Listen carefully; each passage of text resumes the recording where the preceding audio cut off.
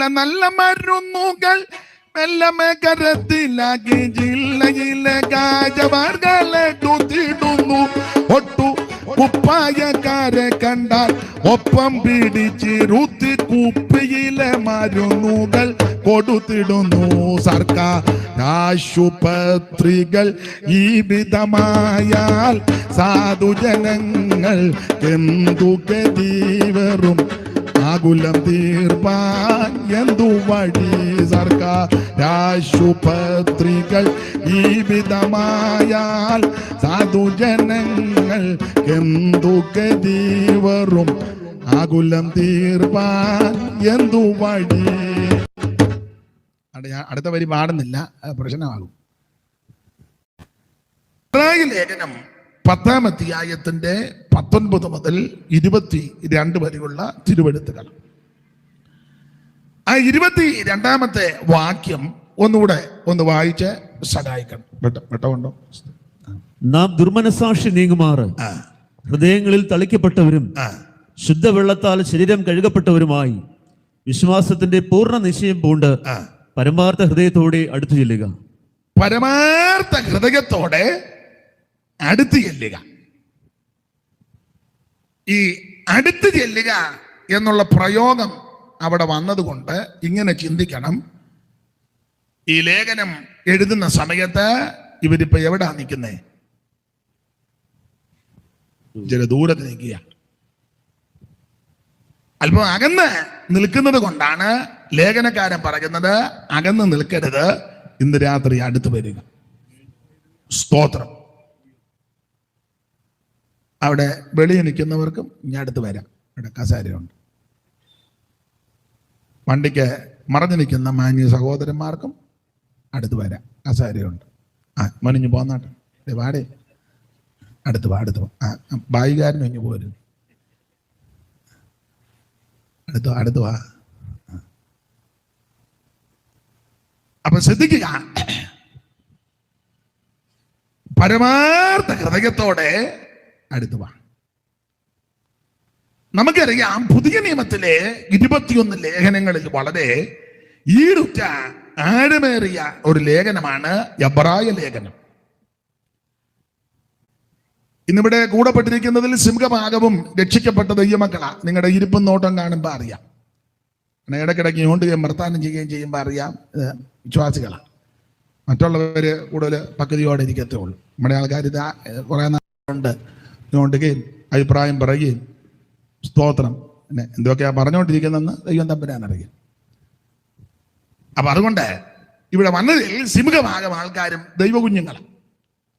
വിശേഷിച്ച് പുനലൂര്, എളമ്പല്, വെള്ളക്കുടി, കോട്ടവട്ടം, പിന്നെ അങ്ങോട്ട് ഉറുകുന്ന്, തെന്മല, വെള്ളിമല, പിന്നെ അങ്ങോട്ട് അഞ്ചൽ ഭാഗത്തേക്ക് ചണ്ണപ്പേട്ട, അഞ്ചല്, ഈ സ്ഥലത്തൊക്കെ അനേക ദൈവമക്കൾ, വിശേഷിച്ച് പുനലൂര് സത്യത്തിന്റെ സാക്ഷികളായി അനേക ദൈവമക്കളെ ആരംഭകാലത്ത് ദൈവം എഴുന്നേൽപ്പിച്ചു. അവരൊക്കെ കഷ്ടങ്ങളും നഷ്ടങ്ങളും പ്രയാസങ്ങളും പ്രതികൂലങ്ങളൊക്കെ വന്നെങ്കിലും ഈ മാർഗം ഇട്ടേച്ച് പോകാതെ ധീരതയോടെ നിന്നു. അവരാലാവും വിധം അവരെല്ലാം ദൈവത്തെ സേവിച്ചു. പിൻതലമുറകൾക്ക് നല്ല മാതൃക കാണിച്ചു. അത് പിൻതലമുറയും ഏറ്റെടുത്ത് മുൻപോട്ട് പോകുന്നതോർത്ത് ദൈവത്തെ സ്തുതിക്കുന്നു. അപ്പോൾ ആത്മീയ പാരമ്പര്യമുള്ള, വിശേഷിച്ച് എൻ്റെ ഭാഷയാ, പെന്തിക്കോസിലും അല്പം പഴക്കമുള്ള ആൾക്കാരാ ഈ പുനലൂരും എളമ്പലും ഒക്കെ ഉള്ള ദൈവമക്കൾ. എല്ലാവർക്കായിട്ടും ദൈവത്തെ സ്തുതിക്കുന്നു. ഇത് ഓടിപ്പിച്ചത് വേദപുസ്തകപരമായി നിങ്ങൾക്ക് തിട്ടവും പരിജ്ഞാനമുള്ളവരാണ്. അതുകൊണ്ട് ആ നിലയിൽ നമുക്ക് ചില കാര്യങ്ങളിലൂടെ ചിന്തിക്കുന്നത് ഉചിതമാണ്.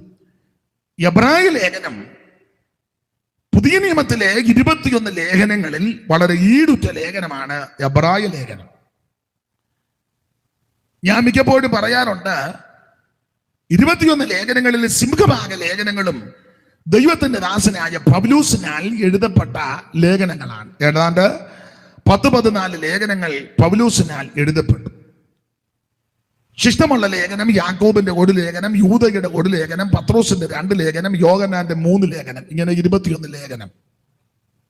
ഇതിലെ പൗലോസിന്റെ ലേഖനങ്ങളെ നന്നായി പഠിക്കുമ്പോൾ 3 ലേഖനങ്ങൾ തർജ്ജന ലേഖനങ്ങളാണ്. ഞാൻ കൂടെ പറയാറുണ്ട്, 3 ലേഖനങ്ങൾ തർജ്ജന ലേഖനമാണ്. 1 ഗലാത്യ ലേഖനം, 2 കൊരിന്ത്യ ലേഖനം, 3 എബ്രായ ലേഖനം. ഈ 3 ലേഖനങ്ങൾ തർജ്ജന ലേഖനങ്ങളാണ്. എല്ലാ ഭാഗത്തേക്കും പോകുന്നില്ല. ഇന്ന് രാത്രി നമ്മൾ ചിന്തയ്ക്കായിട്ട് എബ്രായ ലേഖനത്തിൽ നിന്നാണ് വായിച്ചത്. എബ്രായ ലേഖനം തർജ്ജന ലേഖനമാകാനുള്ളതിന്റെ കാരണങ്ങളിൽ പ്രധാനപ്പെട്ട കാരണം, എബ്രായ വിശ്വാസികൾ ഇവര് ആരംഭ സമയത്ത് വളരെ തീഷ്ണതയോടെ ഉണ്മയോടെ കർത്താവിനെ സേവിപ്പാൻ ഇറങ്ങിയെങ്കിലും ഇടയ്ക്ക് വെച്ച് ഇവർക്ക് ക്ഷീണമുണ്ടായി. ഇറങ്ങി തിരിച്ചത്, വിട്ടുപോന്നത്, ഉപേക്ഷിച്ചത് അബദ്ധമായോ മണ്ടത്തരമായോ എന്നൊരു ചിന്ത അകത്ത് കയറി.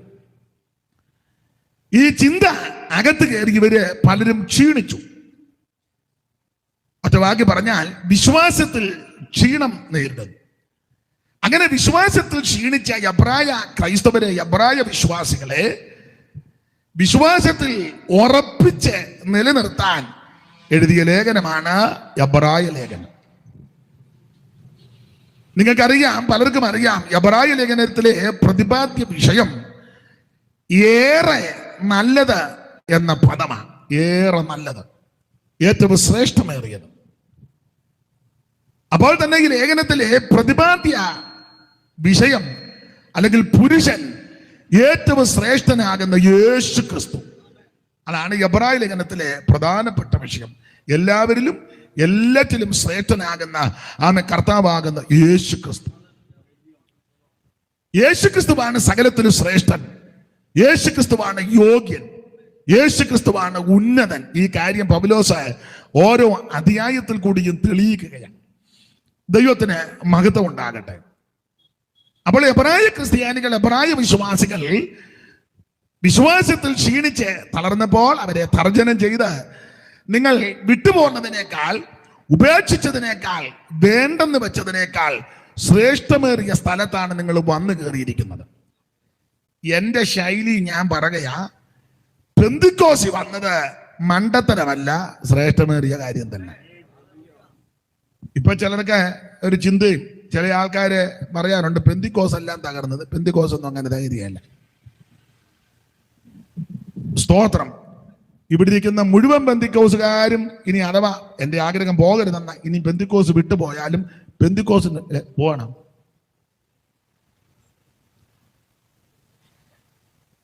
അപ്പൊ ഇവിടെ ഇരിക്കുന്ന മുഴുവൻ ആൾക്കാരും ഈ പെന്തിക്കോസ് മാർഗം വിട്ടുപോയാലും പെന്തിക്കോസിനൊരു കുഴപ്പവും വരികയല്ല. സ്തോത്രം. ഏറ്റവും ശ്രേഷ്ഠമേറിയ സ്ഥലത്താണ് ദൈവം നമ്മളെ കൊണ്ടുവന്നിരിക്കുന്നത്. സ്തോത്രം. അവരെല്ലാരും പാടുകയായിരുന്നു. നിങ്ങൾ പല പാട്ടും കേട്ടോണ്ടിരിക്കുക. നമുക്ക് എല്ലാവരോടും ചേർന്ന് ഒരു പാട്ട് പാടാം. അന്ത്യകാലം വന്നടുത്തു, പെന്തക്കോസ്തീൻ വേലയാണ്. അന്ത്യകാലം വന്നടുത്തു, പെന്തക്കോസ്തീൻ വേലയാണ്. ചന്തമോടെ സ്വന്ത നാട്ടിൽ പോയിടാമേ, ചന്തമോടെ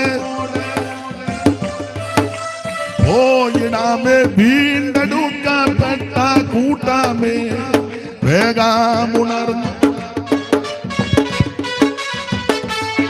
ഓ വീണ്ടെടുക്കപ്പെട്ട കൂട്ടാമേ, വേഗമുണർന്നു രക്ഷകന്റെ.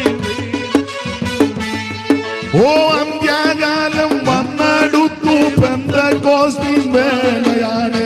അന്ത്യകാലം ചന്തമോടെ സേവ ചെയ്ത സ്വന്തം നാട്ടിൽ പോയിടാമേ, ചന്തമോടെ വീണ്ടെടുക്കപ്പെട്ട കൂട്ടമേ, വേഗമുണർന്നു രക്ഷകന്റെ വേല ചെയ്യുക. കരമുയർത്തി ദൈവത്തിന് മഹത്വം കൊടുക്കാം. അപ്പോൾ ഏറ്റവും ശ്രേഷ്ഠമേറിയ സ്ഥലത്താണ് ദൈവം നമ്മെ കൊണ്ടുവന്നിരിക്കുന്നത്. സ്തോത്രം. ഞാന് മിക്കപ്പോഴും പറയാറുണ്ട്, ദൈവകൃപയിൽ ശരണപ്പെട്ട് പിറകെ പെന്തിക്കോസ് വന്നിട്ട് 10-30 കൊല്ലം കഴിഞ്ഞു, ഇന്ന് വരെ തോന്നിയിട്ടില്ല ഇത് അബദ്ധമായെന്ന്.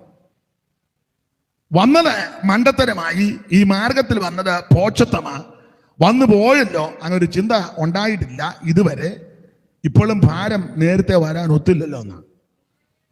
ഏറ്റവും ശ്രേഷ്ഠമേറിയ മാർഗത്തിലാ ദൈവം നമ്മെ കൊണ്ടുവന്നിരിക്കുന്നത്. സ്തോത്രം. അപ്പോൾ എബ്രായ ലേഖനത്തിലെ പ്രതിപാദ്യ വിഷയം ഏറെ നല്ലത്, നിങ്ങൾ വിട്ടുപോകുന്നതിനേക്കാൾ ശ്രേഷ്ഠമാണ് വന്നു കയറിയ സ്ഥലം. ഇതിലെ പ്രതിപാദ്യ പുരുഷൻ കർത്താവാകുന്ന യേശു ക്രിസ്തു. ഓരോ അധ്യായത്തിലും പൗലോസ് തെളിയിച്ചു യേശു ക്രിസ്തുവാണ് സകലത്തിലും ശ്രേഷ്ഠൻ. അവിടുന്ന് ദൂതന്മാരെക്കാൾ ശ്രേഷ്ഠൻ യേശു ക്രിസ്തു. അവിടുന്ന് അപ്പോസ്തോലന്മാരെക്കാൾ ശ്രേഷ്ഠൻ യേശു ക്രിസ്തു. മോശയേക്കാൾ ശ്രേഷ്ഠൻ യേശു ക്രിസ്തു. ഹാബേലിനേക്കാൾ ശ്രേഷ്ഠൻ യേശു ക്രിസ്തു. യോശുവായേക്കാൾ ശ്രേഷ്ഠൻ യേശു ക്രിസ്തു. പുരോഹിതന്മാരെക്കാൾ ശ്രേഷ്ഠൻ യേശു ക്രിസ്തു. മൽക്കിസദേക്കിനേക്കാൾ ശ്രേഷ്ഠൻ യേശു ക്രിസ്തു. മഹാപുരോഹിതനേക്കാൾ ശ്രേഷ്ഠൻ യേശു ക്രിസ്തു. ദൈവാലയത്തെക്കാൾ ശ്രേഷ്ഠൻ യേശു ക്രിസ്തു. സ്വർഗത്തെക്കാൾ ശ്രേഷ്ഠൻ. ഇന്ന് രാത്രി ശ്രേഷ്ഠനായ മഹത്വമുള്ള തേജസ്സുള്ള മഹിമയുള്ള യേശു ക്രിസ്തുവാണ് സകലത്തിലും ശ്രേഷ്ഠൻ. മാരത്ത് പൊങ്കച്ച കെട്ടിയവനായി, ചുട്ടുപൊഴിപ്പിച്ച വെള്ളോട്ടിന് സദൃശമുള്ള പ്രാണമുള്ളവനായി, 7 നക്ഷത്രം വലങ്കിൽ പിടിച്ചവനായി, നിലവിളക്കയുടെ നടുവിൽ നിലയങ്കി ധരിച്ച് നടകൊള്ളുന്ന നസറായൻ ഇന്ന് രാത്രിയും വിശ്വസിക്കുന്ന നമ്മ ദൈവജനത്തിന്റെ മധ്യ ഉലാവിക്കൊണ്ടിരിക്കുക. അനുഭവിക്കുന്ന ദൈവമക്കളെ ഓർത്ത് ദൈവത്തിന് സ്തോത്രം. അവിടുന്നാണ് സകലത്തിന് ശ്രേഷ്ഠൻ. യേശു ക്രിസ്തു ശ്രേഷ്ഠൻ ശ്രേഷ്ഠൻ എന്ന് പൗലോസ് തെളിയിച്ചിട്ട് ഇടയ്ക്കൊരു പ്രയോഗം പറഞ്ഞു. മൽക്കീസദേക്കിന്റെ കാര്യം കൂടെ പറഞ്ഞു വന്ന കൂട്ടത്തിൽ പറയുക, ഇവൻ എത്ര മഹാനെന്ന് നോക്കുവിൻ. സ്തോത്രം. ഞാൻ പറയാറുണ്ട്, കാണാൻ കൊള്ളാവുന്നയാളാ യേശു. യേശുവിനെ കണ്ടിട്ട് ആർക്കും 5-ാം പനി വന്നിട്ടില്ല. ഞാൻ യേശുവിനെ കണ്ടത് അന്ന് മുതൽ പനിച്ചതാ. പിന്നെ പനി ഇതുവരെ യേശു പനി വരുത്തുന്ന ആളല്ല, പനി മാറ്റുന്ന ആളാണ്. കാരണം പത്രോസിന്റെ വീട്ടിൽ വന്നപ്പോൾ അമ്മായിമ്മയ്ക്ക് പനി. യേശുവിനെ കണ്ടാരും പനിക്കത്തില്ല. പനിയുള്ളിടത്ത് യേശു വന്നാൽ പനി മാറും. യേശുവിനെ കണ്ട ആരും വെപ്രാളപ്പെട്ടിട്ടില്ല.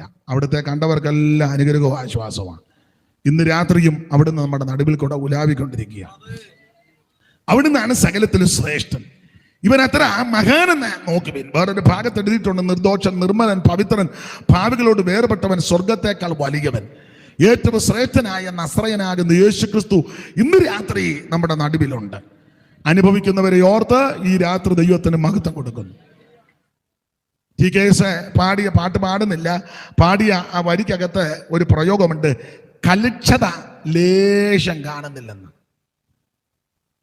കലുക്ഷത ലേശം കാണുന്നില്ലേ മനുഷ്യനിലം നുര ചെയ്തു താൻ, മരണമതിൻ വിധി എഴുതിയ ദിവനെ പ്രതിമാത്രം ഭൂവിയൽപുതം. കല്ലുക്ഷതലേശം കാണുന്നില്ലേ മനുഷ്യനിലം നുര ചെയ്തു താൻ, മരണമതിൻ വിധി എഴുതിയ ദിവനെ പ്രതിമാത്രം ഭൂവിയൽ. യാതൊരു കലുഷതയും യേശുവിനില്ല. യേശുവിന്റെ ശ്രേഷ്ഠത ദിവ്യ സ്വഭാവം. ഞാൻ പറയാറുണ്ട്, നമ്മളെല്ലാം പാടുകയും പ്രാർത്ഥിക്കുകയും ചെയ്യുമ്പോൾ കർത്താവേ അവിടുത്തെ പോലെ എന്നെ ആകണമെന്നൊക്കെ നമ്മൾ പ്രാർത്ഥിക്കാറുണ്ട്. നാഗൽ സാഹിബിന്റെ വളരെ ഈടുറ്റ ഗാനമാ, യേശുവേ നിന്റെ രൂപം ഈ എൻ്റെ കണ്ണുകൾക്ക് അത്ര സൗന്ദര്യം, ശിഷ്യനാകുന്ന എന്നെയും അങ്ങേ പോലെ ആകണം. മുഴുവൻ സാഹിബ് പാടിയത്, ഇനി മുഴുവനായില്ലെങ്കിലും കുറച്ചെങ്കിലും ആകുന്നത് നല്ല. നമ്മളെല്ലാവരും നോട്ട വരുമ്പം കണ്ടിട്ട് മുഴുവനാകുമെന്ന് വലിയ പ്രതീക്ഷയൊന്നും ഇല്ല, കുറച്ചെങ്കിലും. എന്നാലും ഇത്രയും പേര് വന്ന് കൂടിയല്ലോ. പാസ്റ്ററിനോട് പറഞ്ഞു, ഇന്നലെ മഴ ഉണ്ടായിരുന്നു. അപ്പം ആൾക്കാർ പറഞ്ഞു കുഴപ്പമില്ല, ഉള്ളതാട്ടെ. പണ്ടൊരാൾ പറഞ്ഞ പോലെ ഒക്കുന്നെങ്കിൽ ഓടിടാ, ഇല്ലെങ്കിൽ ഓലയിടാന്ന് പറഞ്ഞ പോലെ ഉള്ളതാട്ടെ. അപ്പൊ ശ്രദ്ധിക്കുക, അവിടുത്തെ പോലെ ആക്കണം മുഴുവൻ. യേശുവിന്റെ ദിവ്യ സ്വഭാവം നിങ്ങൾക്കറിയാം. ഞാനൊന്ന് ഓർപ്പിക്കുന്നതേ ഉള്ളൂ. അവിടുത്തെ ദിവ്യ സ്വഭാവം, അതിന് 1-2 പ്രത്യേകത.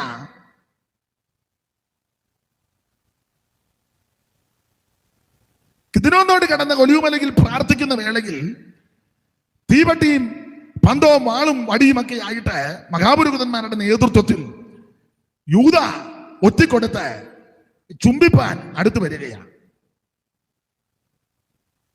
ആ ചുംബിക്കാൻ വന്ന യൂദായെയും യേശു വിളിച്ചത് എന്തുവായിരുന്നു? ഉറക്കപ്പ നമ്മള് യൂദായുടെ ആളല്ലല്ലോ. എന്ത് ഉറക്കപ്പ സ്നേഹിതാണ്. അല്ല, യേശുവിന്റെ ദിവ്യ സ്വഭാവം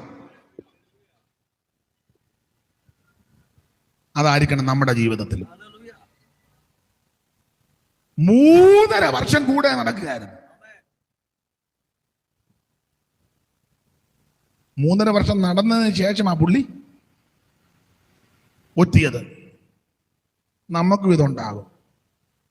കൂടെ നടക്കുന്നവരായിരിക്കും നമ്മളെ കൂടുതൽ മിണ്ടുന്നില്ല.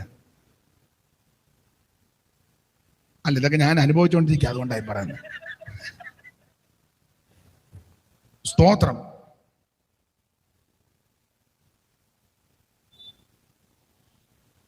കൂടെ നടക്കുക. അപ്പൊ ഈ മഹാപുരോഹിതന്മാർക്കും ആൾക്കാർക്കും തർക്കം എല്ലാം ഒരു പോലൊക്കെ ആയിരിക്കുന്നത്. അപ്പൊ ചേട്ടാ, ഞങ്ങള് രാത്രി ആളും മടിയായിട്ട് വരുമ്പം ആള് തെറ്റിയല്ല, അതൊന്നും കുഴപ്പമില്ല, ഞാൻ ഉമ്മ കൊടുത്തോളാം എന്ന് പറഞ്ഞു. ഉമ്മ കൊടുക്ക. ഞാൻ ഏവനെ ചുംബിക്കും അവനായിരിക്കും, തെറ്റിപ്പോകരുത്. അത്ര തിട്ടമായിട്ടാണ് ഒറ്റിക്കൊടുത്തത്. പക്ഷെ അങ്ങനെ ഒറ്റിക്കൊടുക്കുമ്പോഴും യേശുക്രിസ്തുവിന്റെ ദിവ്യ സ്വഭാവം സ്നേഹിത എന്നാണ് വിളിച്ചത്. ഇന്ന് രാത്രി എന്നെ കേൾക്കുന്നവർക്ക് ആ ഒരു സ്വഭാവം ജീവിതത്തിൽ പകർത്തണം.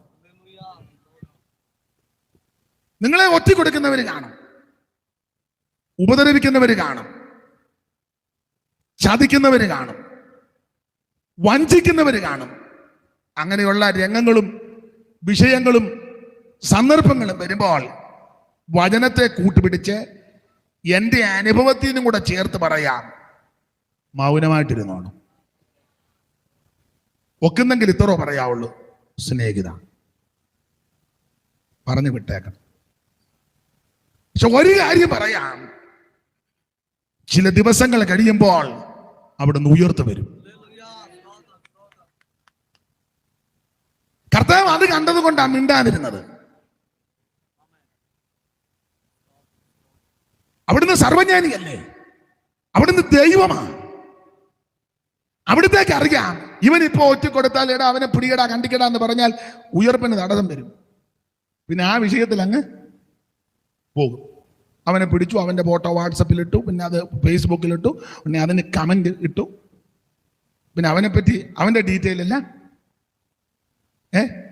ഇവൻ എവിടുത്തുകാരനാണ്, ആരുടെ മോനാണ്, ഏത് മോനാണ്, എത്ര നാളായി യേശുവിൻ്റെ കൂടെ കൂടി, ഇവൻ സി എക്കാരനാണോ അതോ ബി എക്കാരനാണോ? കാരണം സി എ ആകാനാ സാധ്യത ഇല്ലേ?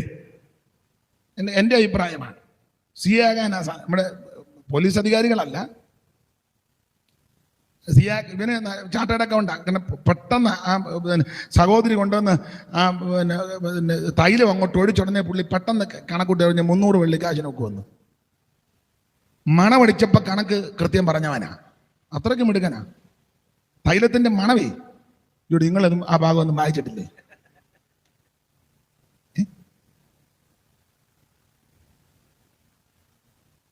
സ്വച്ഛജടമാംസ തൈലം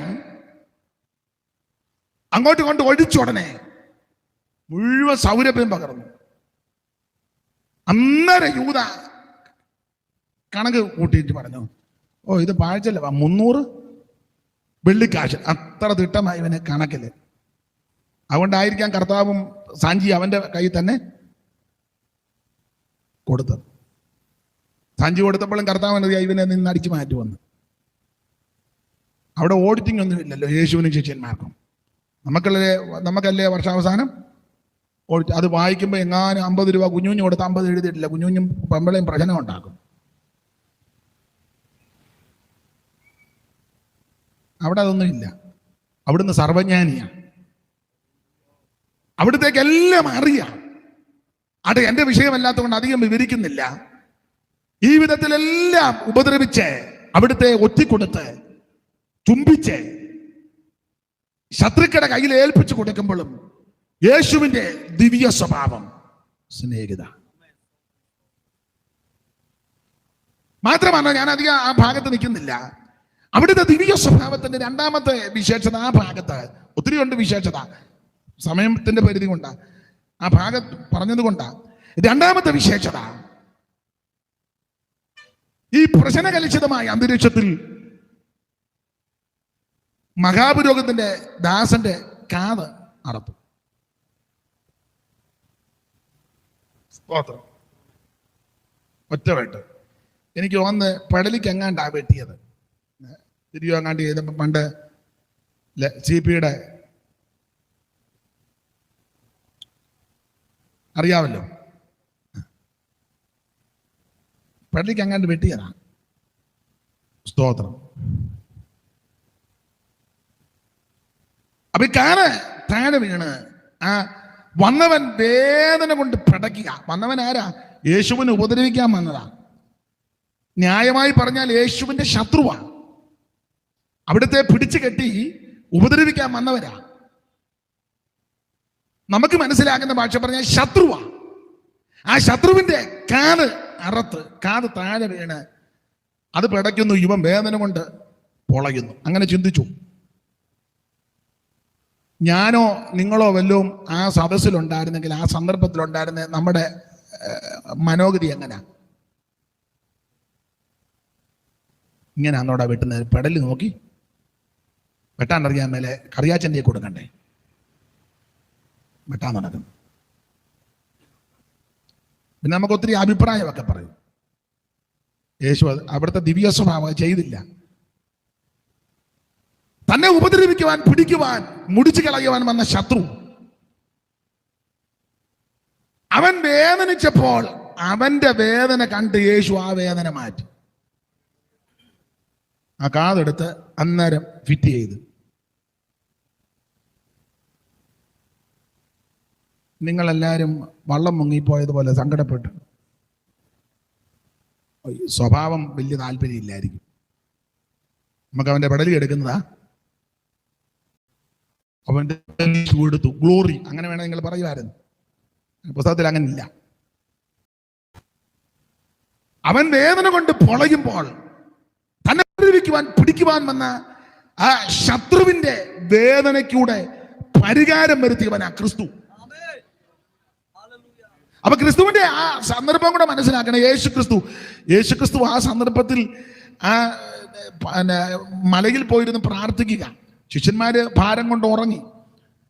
അവിടെ ഒരു പ്രയോഗം എഴുതിയിട്ടുണ്ട്. ഈ വരുവാനുള്ള കഷ്ടാനുഭവങ്ങളെല്ലാം കൂടെ മനസ്സിലാക്കിയ ഈ പ്രാർത്ഥിക്കുന്നത്. അവിടുത്തെ വിയർപ്പ് രക്തത്തുള്ളിയായിട്ട് വീണു. മാത്രമല്ല അവിടെ ഒരു പ്രയോഗം എടുത്തിരിക്കുന്നത്, അവിടുന്ന് പ്രാണവേദനയിലായി. അവിടുന്ന് പ്രാണവേദനയോടെ നിൽക്കുമ്പോൾ ആ മറ്റൊരുത്തിന്റെ വേദനയ്ക്ക് ശമനം വരുത്തിയത് അതാ യേശു. നമുക്ക് പ്രാണവേദനയൊന്നും വേണ്ട, ഒരു അല്പം വേദന മതി. അപ്പം വേറൊരു വേദനക്കാരൻ വന്ന് ഞാൻ വേദനപ്പെട്ടിരിക്കുമ്പോൾ തൻ്റെ വേദന പൊക്കോണം.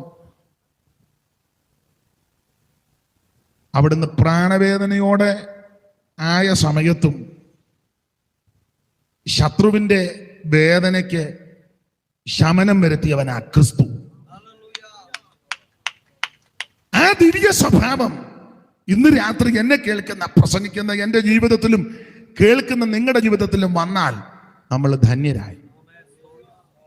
ആ ചിന്താഗതിയോടെ നമുക്ക് ആ പാട്ടിന്റെ വരി അറിയാവുന്നൊരു പാടണം. യേശുവേ നിന്റെ രൂപം ഈ എന്റെ കണ്ണുകൾ എത്ര സൗന്ദര്യം, യേശുവേ നിന്റെ രൂപം ഈ എന്റെ കണ്ണു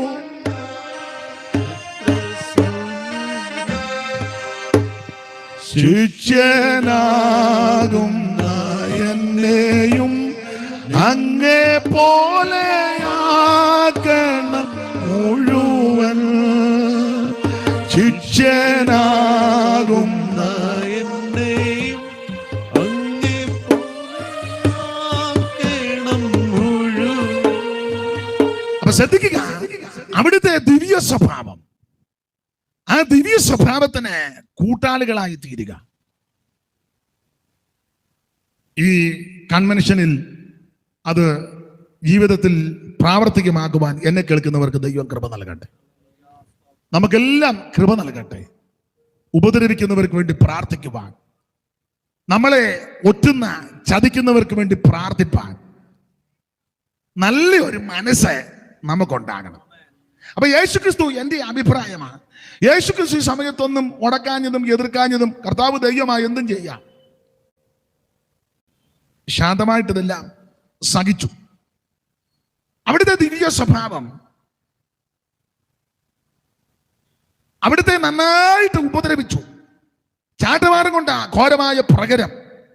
വേദപണ്ഡിതാക്കളും ചരിത്രകാരന്മാരും ഒക്കെ അത് പഠിച്ച് അറിഞ്ഞവര് പറഞ്ഞിരിക്കുന്നത്, ഈയക്കട്ടയും ഉൾക്കൊളത്തും ചൂണ്ടലും ഒക്കെയുള്ള ചാട്ട കുതിരയുടെ തോല് നാരായി കീറി പിരിച്ച് അതിന്റെ അറ്റത്തെല്ലാം കൂട്ടിക്കെട്ടി അതുകൊണ്ട് അടിക്കുന്നതാണ്. അടിച്ച് പറിക്കുമ്പോൾ മാംസം, അവിടുത്തെ തിരുമേനി മാംസം ഇറുന്ന് വരിക.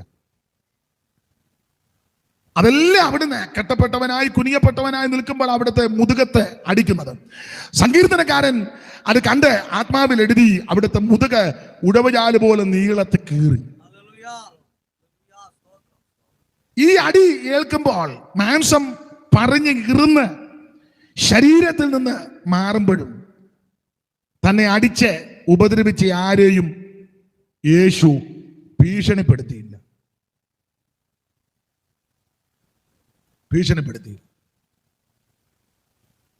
മുഖത്തെ രോമം ചവണ കൊണ്ട് പിടിതെടുക്കുക. രക്തം ഒലിക്കുന്നു, നീര് വെച്ച് വീർത്ത് വികൃതമാകുന്നു. ആരെയും ഭീഷണിപ്പെടുത്തിയില്ല. മുൾക്കിരീടം കൊണ്ടുവന്ന് അവിടുത്തെ തലയിൽ അടിച്ച് ഇറക്കി. അപ്പൊ ഒറ്റ വാങ്ങി പറഞ്ഞ തന്നെ അടിച്ച് ഉപദ്രവിച്ച്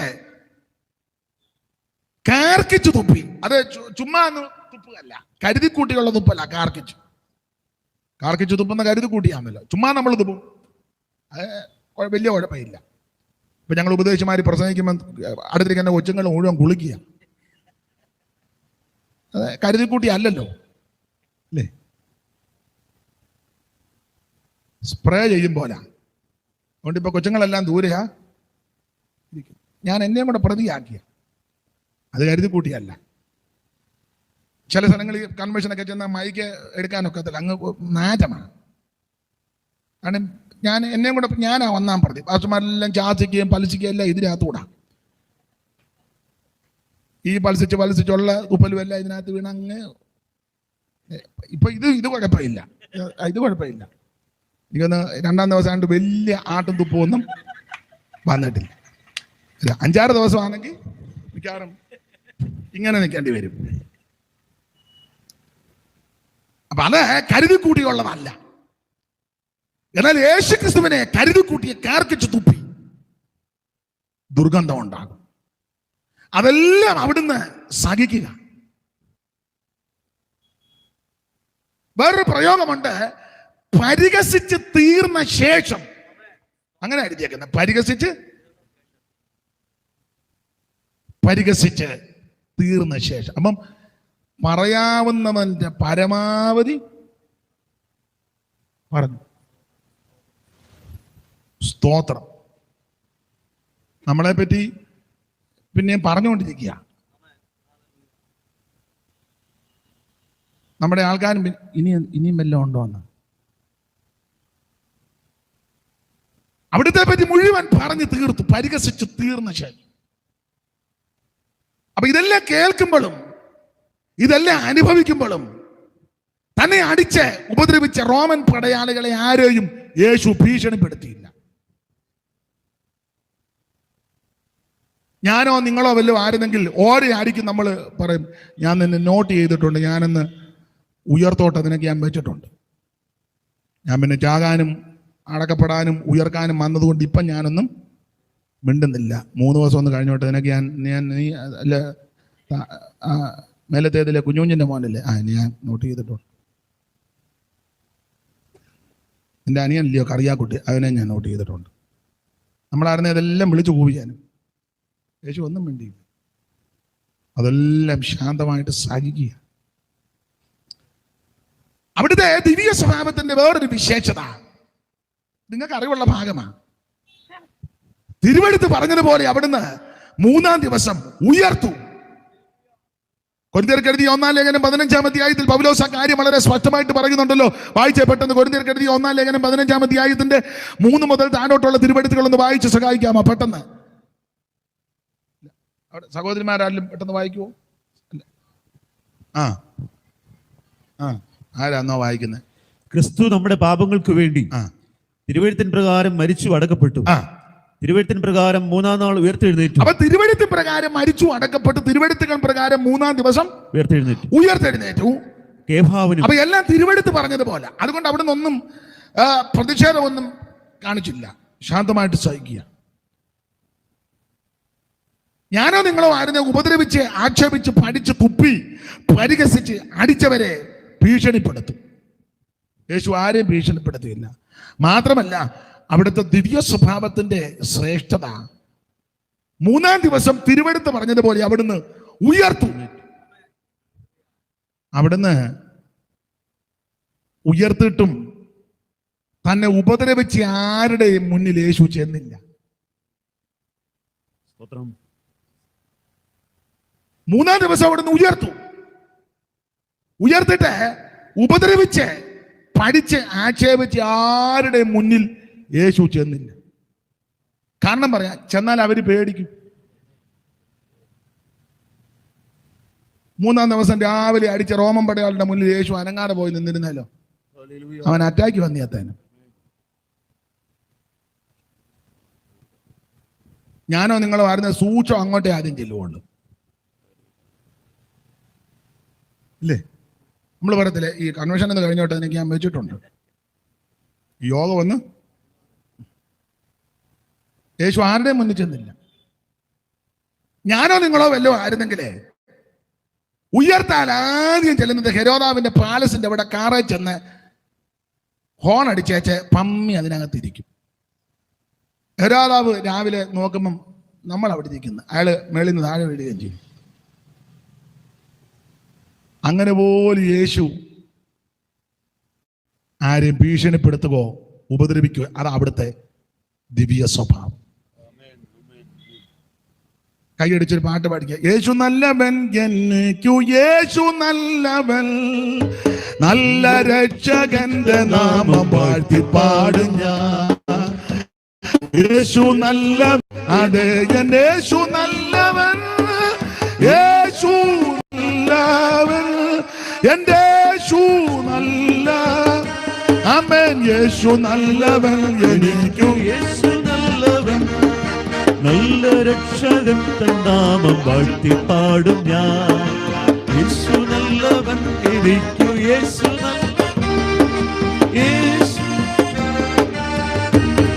എന്റെ യേശു നല്ല. ഓ മുൻപിലും പിറകിലും നടന്നു കാവല, മേഘമൊന്നെനിക്കുമേൽ വിധിച്ചു സ്നേഹം, നീണ്ട മരുഭൂമിയിലുള്ള കയ്യിൽ താങ്ങിടും. യേശു നല്ല, എന്റെ യേശു നല്ല, യേശു നല്ലവൻ, എനിക്കു യേശു നല്ലവൻ, നല്ല രക്ഷകന്റെ നാമം വാഴ്ത്തി പാടുന്ന. യേശു നല്ലവൻ, അതേ യേശു നല്ലവൻ.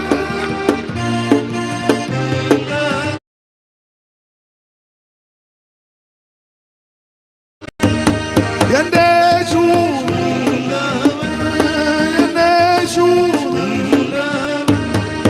കരമുയർത്തി കർത്താവിന് മഹത്വം കൊടുക്കുക. അവിടുന്നാണ് ശ്രേഷ്ഠൻ, അവിടുന്നാണ് യോഗ്യൻ, അവിടുന്നാണ് മഹത്വമുള്ളവൻ. അപ്പൊ ഓരോ അധ്യായത്തിലും പൗലോസ് യേശു ക്രിസ്തു ശ്രേഷ്ഠനാണെന്ന് കൊണ്ട് തെളിയിക്കുക. ഇതുപോലെ യോഗ്യനായ ഉന്നതനായ വേറൊരുവനില്ല.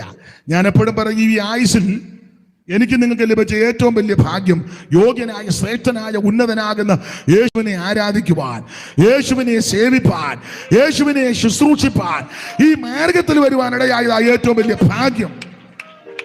ഓർത്തോർത്ത് ദൈവത്തിന് മഹത്വം കൊടുത്തോ. ഹല്ലേലൂയ.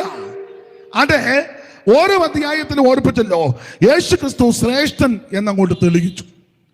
ഇവിടെ 10-ാം അധ്യായമാണ് നമ്മൾ വായിച്ചിരിക്കുന്നത്. 10-ാം അധ്യായത്തിൽ പറയുകയാണ്, അതുകൊണ്ട് സഹോദരന്മാരെ, യേശു തന്റെ ദേഹമെന്ന തിരുശയിൽ കൂടെ നമുക്ക് പ്രതിഷ്ഠിച്ച ജീവനുള്ള പുതുവഴിയായി തന്റെ രക്തത്താൽ വിശുദ്ധ മന്ദിരത്തിലേക്കുള്ള പ്രവേശനത്തിന്റെ ധൈര്യവും ദൈവാനുഗത്യമായ മഹാപുരോഗതനും നമുക്കുള്ളത് കൊണ്ട് നാം ദുർബലസാക്ഷി നീങ്ങുമാറ ഹൃദയങ്ങളിൽ തളിക്കപ്പെട്ടവരും ശുദ്ധവെള്ളത്താൽ ശരീരം കഴുകപ്പെട്ടവരുമായി വിശ്വാസത്തിന്റെ പൂർണ്ണ നിശ്ചയത്തോടെ പരമാർത്ഥ ഹൃദയത്തോടെ അടുത്ത് ചെല്ലുക.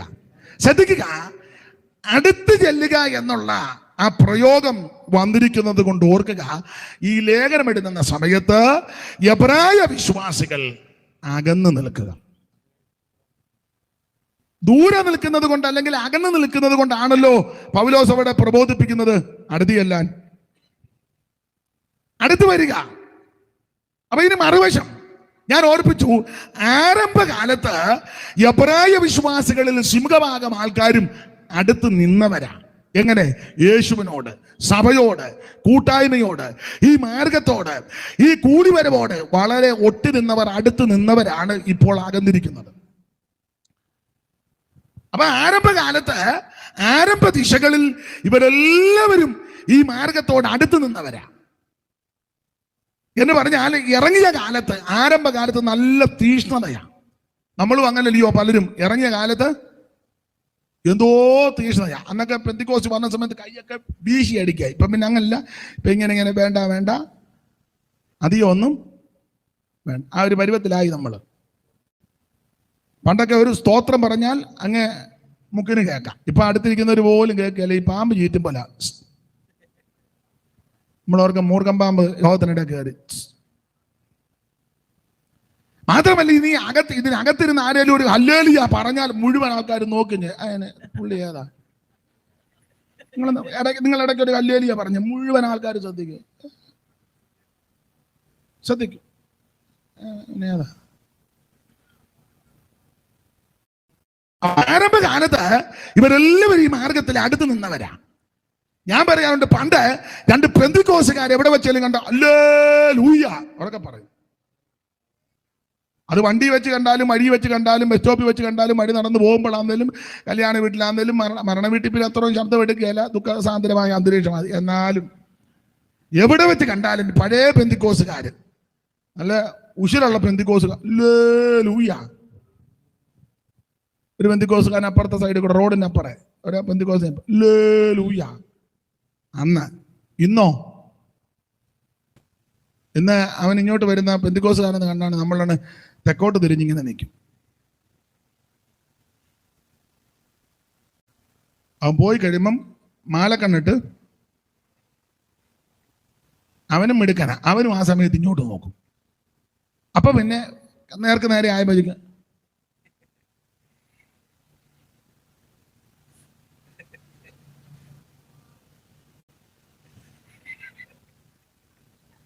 എല്ലാരും അങ്ങ് ചെറുതുരുത്തി നിന്ന് വന്നതാ. ഏതാ? കലാമണ്ഡലം. അവിടെ ആണല്ലോ മുഴുവൻ മുദ്ര.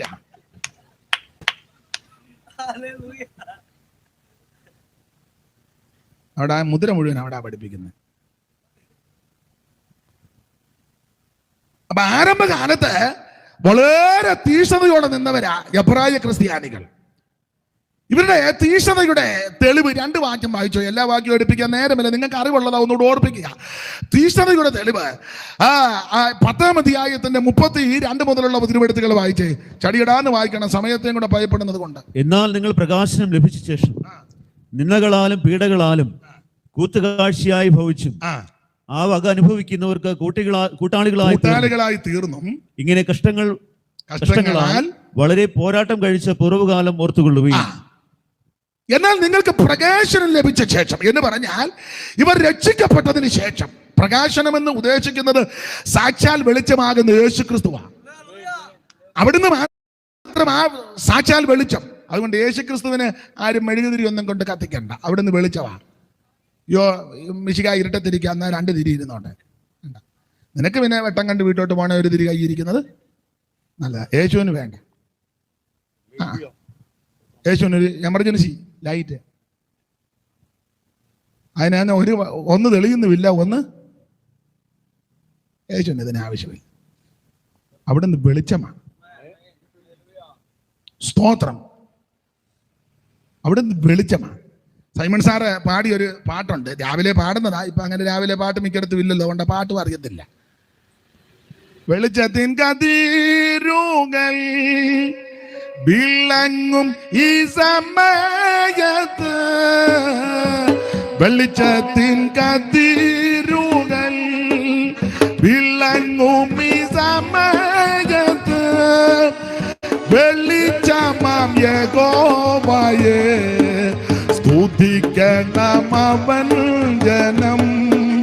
വെളിച്ചമാം യഹോവയെ സ്തുതിക്കണം അവൻ. അപ്പൊ ശ്രദ്ധിച്ചേ, ഞങ്ങള് ഇണങ്ങി വരുന്നതേ ഉള്ളൂ. നന്നായിട്ട് ഇണങ്ങുമ്പം നമുക്ക് യോഗം തീരും.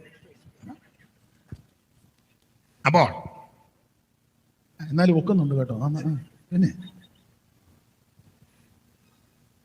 അപ്പോൾ അവിടുന്നാണ് സാക്ഷാൽ വെളിച്ചം.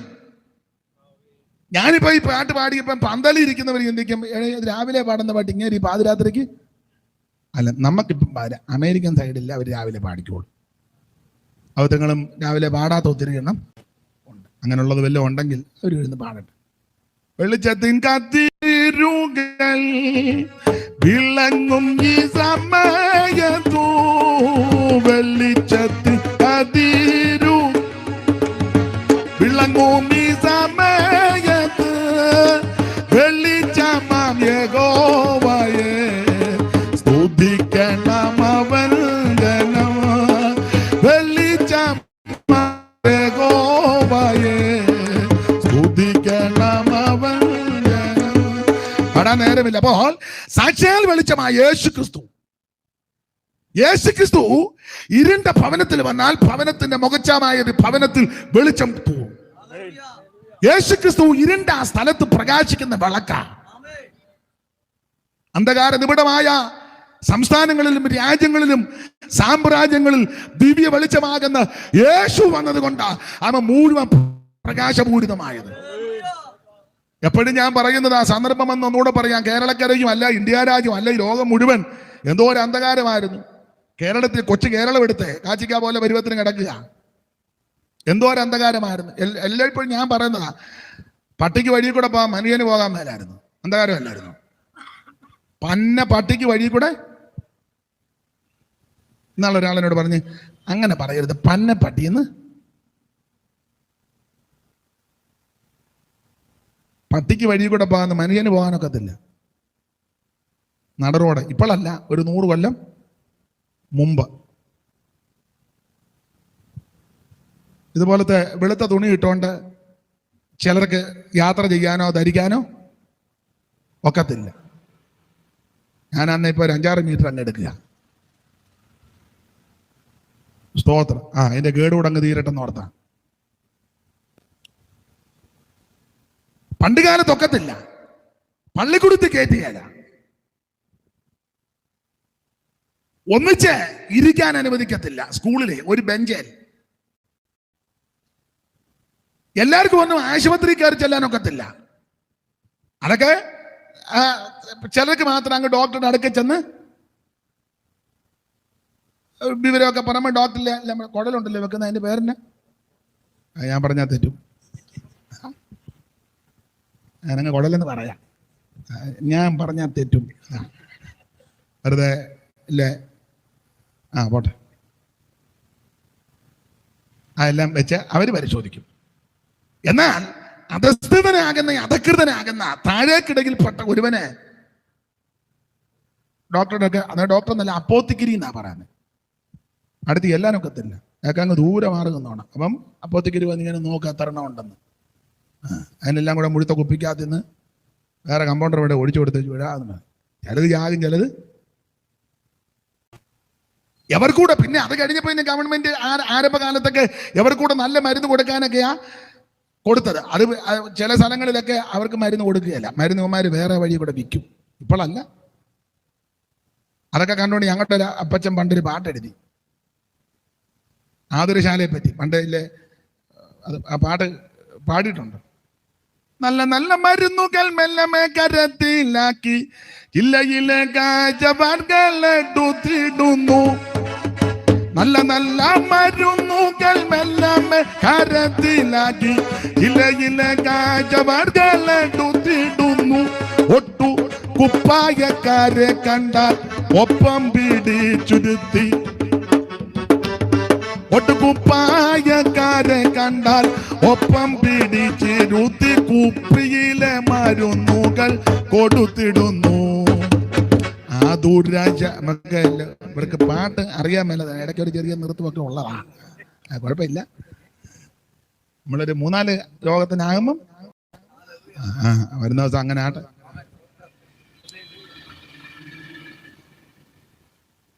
നല്ല നല്ല മരുന്നുകൾ മെല്ലമേ കരത്തിലാക്കി ജില്ലയിലെ കാഴ്ചവർഗലെ കുത്തിടുന്നു. ഒട്ടു കുപ്പായക്കാരെ കണ്ടാൽ ഒപ്പം പിടിച്ചിരുത്തി കുപ്പിയിലെ മരുന്നുകൾ കൊടുത്തിടുന്നു. സർക്കാർ ആശുപത്രികൾ ഈ വിധമായാൽ സാധുജനങ്ങൾ എന്തു ഗതിവറും ആകുലം തീർപ്പാൻ എന്തു വഴി. സർക്കാർ ആശുപത്രികൾ ഈ വിധമായാൽ സാധുജനങ്ങൾ എന്തു ഗതിവറും ആകുലം തീർപ്പാൻ എന്തു വഴി. അടുത്ത വരി പാടുന്നില്ല, പ്രശ്നമാകും. അപ്പൊ ശ്രദ്ധിക്കുക, ഇങ്ങനത്തെ ഇരുണ്ട ഒരു കാലം അന്ധകാരമാണ്.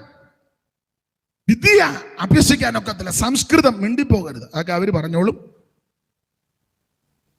നമ്മളാരും സംസ്കൃതം ഒന്നും ഒരു അക്ഷരം പോലും, കാരണം അവർ പറഞ്ഞത് ഇത് ദേവഭാഷയാണ്, അത് നമ്മളാരും മിണ്ടാനൊക്കത്തില്ല.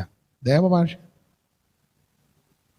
ഞാനിപ്പോൾ പറയാണ്ട് ദേവഭാഷ മിണ്ടരുതെന്നും പറഞ്ഞ് നടന്ന പുള്ളിക്കാരിപ്പോൾ പലരും മിണ്ടുന്നില്ല. നമ്മൾ എന്നാലും സ്വർഗത്തിലെ ഭാഷ പറയാൻ ദൈവം കൃപ നൽകും.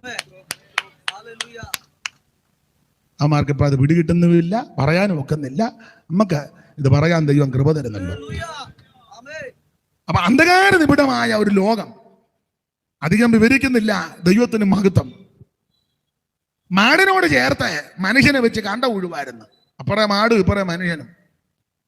എന്നാലും ഞാൻ പറഞ്ഞതാ, അങ്ങനെ ഒരു സായിപ്പ് വണ്ടിയെ കുതിരവണ്ടിയെ പോയപ്പോഴാ ഇങ്ങനെ സായിപ്പ് വണ്ടിയെ ഇങ്ങനെ പോകുമ്പം കണ്ടത്തിലോട്ട് നോക്കിയപ്പം ഇവിടെ കാളയും ഇപ്പുറേ ഒരു മനുഷ്യനും ഒഴുക, കണ്ട ഒഴുക, വിവരിക്കുന്നില്ല.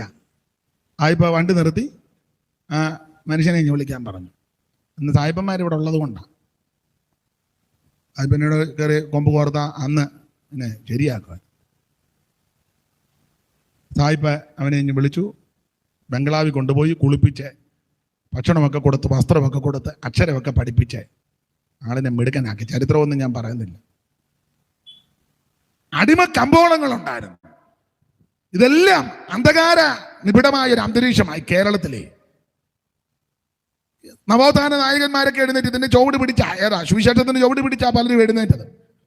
ഇതിന്റെ എല്ലാം മൂലകാരണം സുവിശേഷം വന്നതാ, സത്യസുവിശേഷം വന്നതാ ഇതിന്റെ എല്ലാം കാരണം. ഇങ്ങനെയുള്ള കാലത്തെ കണ്ടുകൊണ്ടാ പണ്ട് ആശാൻ ഒരു പുസ്തകം എഴുതി, ദുരവസ്ഥ. ഈ അവസ്ഥ കണ്ടുകൊണ്ട് എഴുതിയതാ ദുരവസ്ഥ. സ്കൂളിൽ പഠിച്ചല്ലയോ ദുരവസ്ഥ. ആ ഇരിപ്പ് കണ്ടിട്ട് ഇപ്പം ദുരവസ്ഥയാ. ഇതുപോലൊരു ദുരവസ്ഥ. ആശാൻ ആശയം കൊണ്ട് അമ്മാനമാടിയ ആളാ ആശാൻ. എൻ കുമാരൻ ആശാൻ തോന്നിക്കല്ലേ. ആശാൻ എഴുതി, മറ്റുള്ളവർക്കായി ഉടാനും നടുവാനും കറ്റ കൊയ്യാനും മെതിക്കുവാനും, മറ്റുള്ളവർക്കായി ഉഴാനും നടുവാനും കറ്റ കൊയ്യാനും മെതിക്കുവാനും പറ്റുമീ കൂട്ടർ ഇരുകാലി മാടുകൾ മറ്റു കൃഷി പണി ചെയ്യുവാനും. പറ്റുമീ കൂട്ടർ ഇരുകാലി മാടുകൾ മറ്റു കൃഷി പണി ചെയ്യുവാനും. തൊട്ടുകൂടാത്തവർ തീണ്ടി കൂടാത്തവർ ദൃഷ്ടിയിൽ പെട്ടാലും ദോഷമുള്ളോർ. തൊട്ടുകൂടാത്തവർ തീണ്ടി കൂടാത്തവർ ദൃഷ്ടിയിൽ പെട്ടാലും ദോഷമുള്ളോർ. കെട്ടാത്തോർ തമ്മിലുണ്ണാത്തോരിങ്ങനെ തല്ലകോ ജാതി കോമരങ്ങൾ.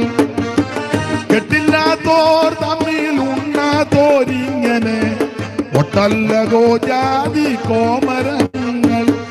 അപ്പോൾ ജാതി കോമരങ്ങൾ കലതുള്ളിയ കാലം, പള്ളിക്കുടത്തിൽ കയറ്റാത്ത കാലം, വസ്ത്രം ധരിക്കുവാൻ അനുവദിക്കാത്ത കാലം, ഒന്നിച്ചൊരു പന്തിക്ക് ഇരിക്കുവാനും പോകുവാനും വരുവാനും ഒന്നും പറ്റാത്തൊരു കാലം വിവരിക്കുന്നില്ല. അടിമകൾ ധാരാളമുള്ള കാലം, അടിമ കമ്പോളങ്ങൾ വരെയുള്ള കാലം. ഇങ്ങനെ അന്ധകാര നിബിഡമായ ഈ കാലത്തിന് മാറ്റം വരുത്തിയത് ദിവ്യ വെളിച്ചമാകുന്ന ഈ സുവിശേഷം വന്നതാണ്. അത് ദൈവമക്കൾ എവിടെയും ഉച്ചസ്ഥരം ഘോഷിച്ചോണം. സുവിശേഷമാണ് സാക്ഷാൽ വെളിച്ചം, ദിവ്യ വെളിച്ചമാ സുവിശേഷം. നിന്റെ കുടുംബത്തിന്റെ അന്ധകാരം മാറിയത് സുവിശേഷം വന്നതുകൊണ്ടാണ്. രാജ്യങ്ങളുടെ അന്ധകാരം മാറിയത് സുവിശേഷം വന്നതുകൊണ്ടാണ്. എവിടെ സുവിശേഷം ഉയർത്തപ്പെടും അവിടെ അനുഗ്രഹവും വെട്ടവും വെളിച്ചവും ഉണ്ടാകും. മനുഷ്യനെ കൊന്നു തിന്നുന്ന തലം ഉണ്ടായിരുന്നല്ലോ, സുവിശേഷം ചെന്നതാ. ആട്ടെ, വിവരിക്കുന്നില്ല. അപ്പോൾ ഇവിടെ ഈ ആരംഭ സമയത്ത് എബ്രായ വിശ്വാസികൾ തീഷ്ണതയുള്ളവരാ. അതാണ് 10-ാം അധ്യായത്തിന്റെ 32-ാമത്തെ വാക്യത്തിൽ ഒന്നുകൂടെ വായിച്ചേ. എന്നാൽ നിങ്ങൾ പ്രകാശനം ലഭിച്ച ശേഷം എന്ന് പറഞ്ഞാൽ സാക്ഷാൽ വെളിച്ചമാകുന്ന യേശു ക്രിസ്തുവിനെ നിങ്ങൾ രക്ഷിതാവായി സ്വീകരിച്ചെന്ന് സാരം. നിങ്ങളുടെ ഹൃദയത്തിലേക്ക് യേശു വന്നു. യേശുവിനെ അവൻ വസിപ്പാൻ നിങ്ങളുടെ ഹൃദയത്തിന് ഇടം കൊടുത്തു.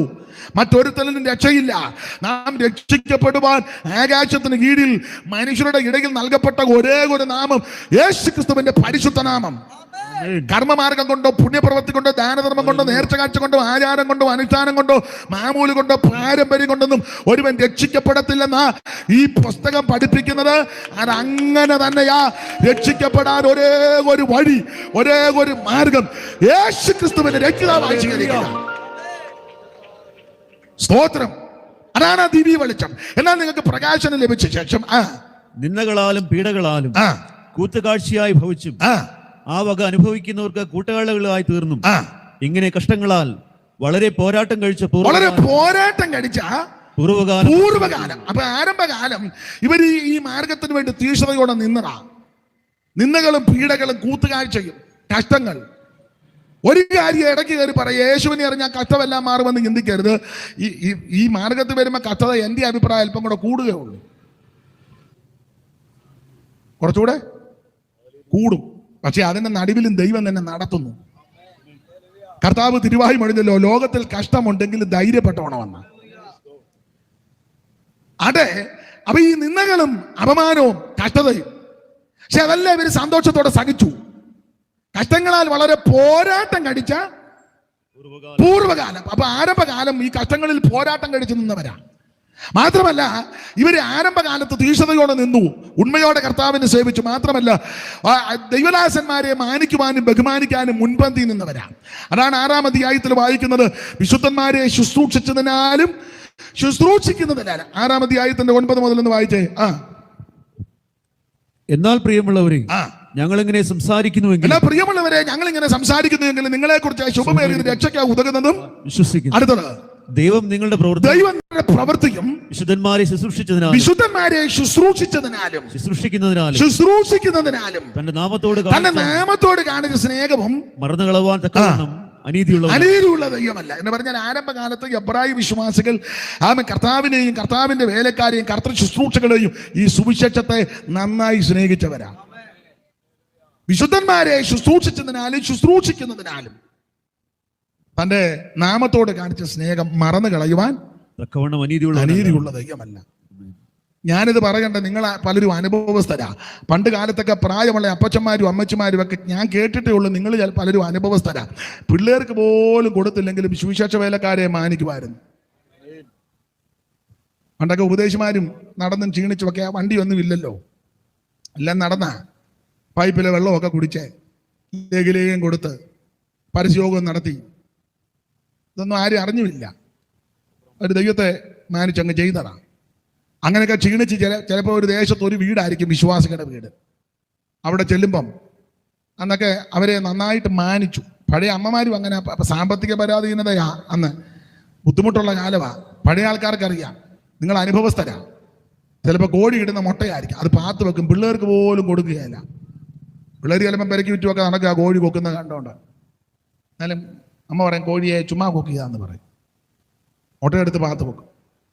എന്നിട്ട് ഉപദേശിമാരൊക്കെ ദൈവമക്കളൊക്കെ വരുമ്പോൾ ആ മുട്ടയും പുഴുങ്ങി, അന്നൊക്കെ വേറെ ഭക്ഷണം അധികമില്ല, കട്ടൻ കാപ്പി, മുട്ടയും കട്ടനും, പഞ്ചസാര ഒന്നും ഇല്ല. ഇപ്പൊ പിന്നെ എല്ലാവർക്കും ഇഷ്ടം പോലെ പഞ്ചസാര ഉണ്ട്, വിൽക്കാനുള്ള പരുവത്തിനാണ് എല്ലാവരും നടക്കുന്നത്. അങ്ങന്മാര് 7 കിലോ വേണേ തരാം, ഇന്ന് നോക്കിയപ്പോൾ ഇച്ചിരി കൂടുതലാണ്. അന്ന് ഇത് കുറവാ. അപ്പൊ ഈ മുട്ടയും കട്ടനും ഒക്കെ കൊടുക്കും. ഇന്ന് ഞാൻ സഹിതം ഉപദേശിമാര് വന്ന മുട്ട കൊണ്ടുവച്ച, ഓ ഇതാണ് മുട്ട, ഓ മുട്ട നല്ല ഷേപ്പാ, പക്ഷെ കഴിക്കാൻ മേല.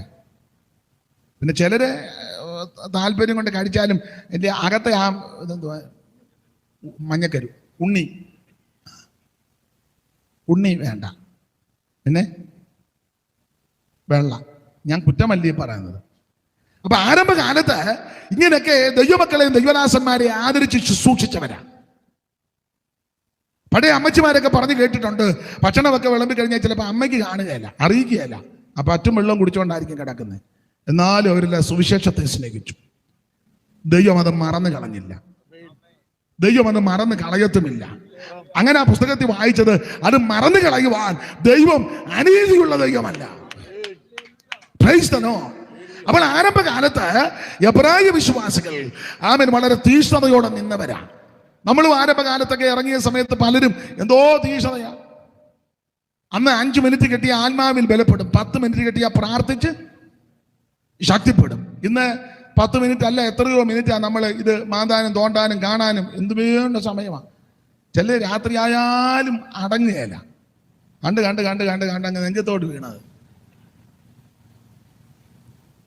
ഫുട്ബോൾ കളിയുടെ സമയത്തൊക്കെ അങ്ങ് കാണുക. സ്തോത്രം.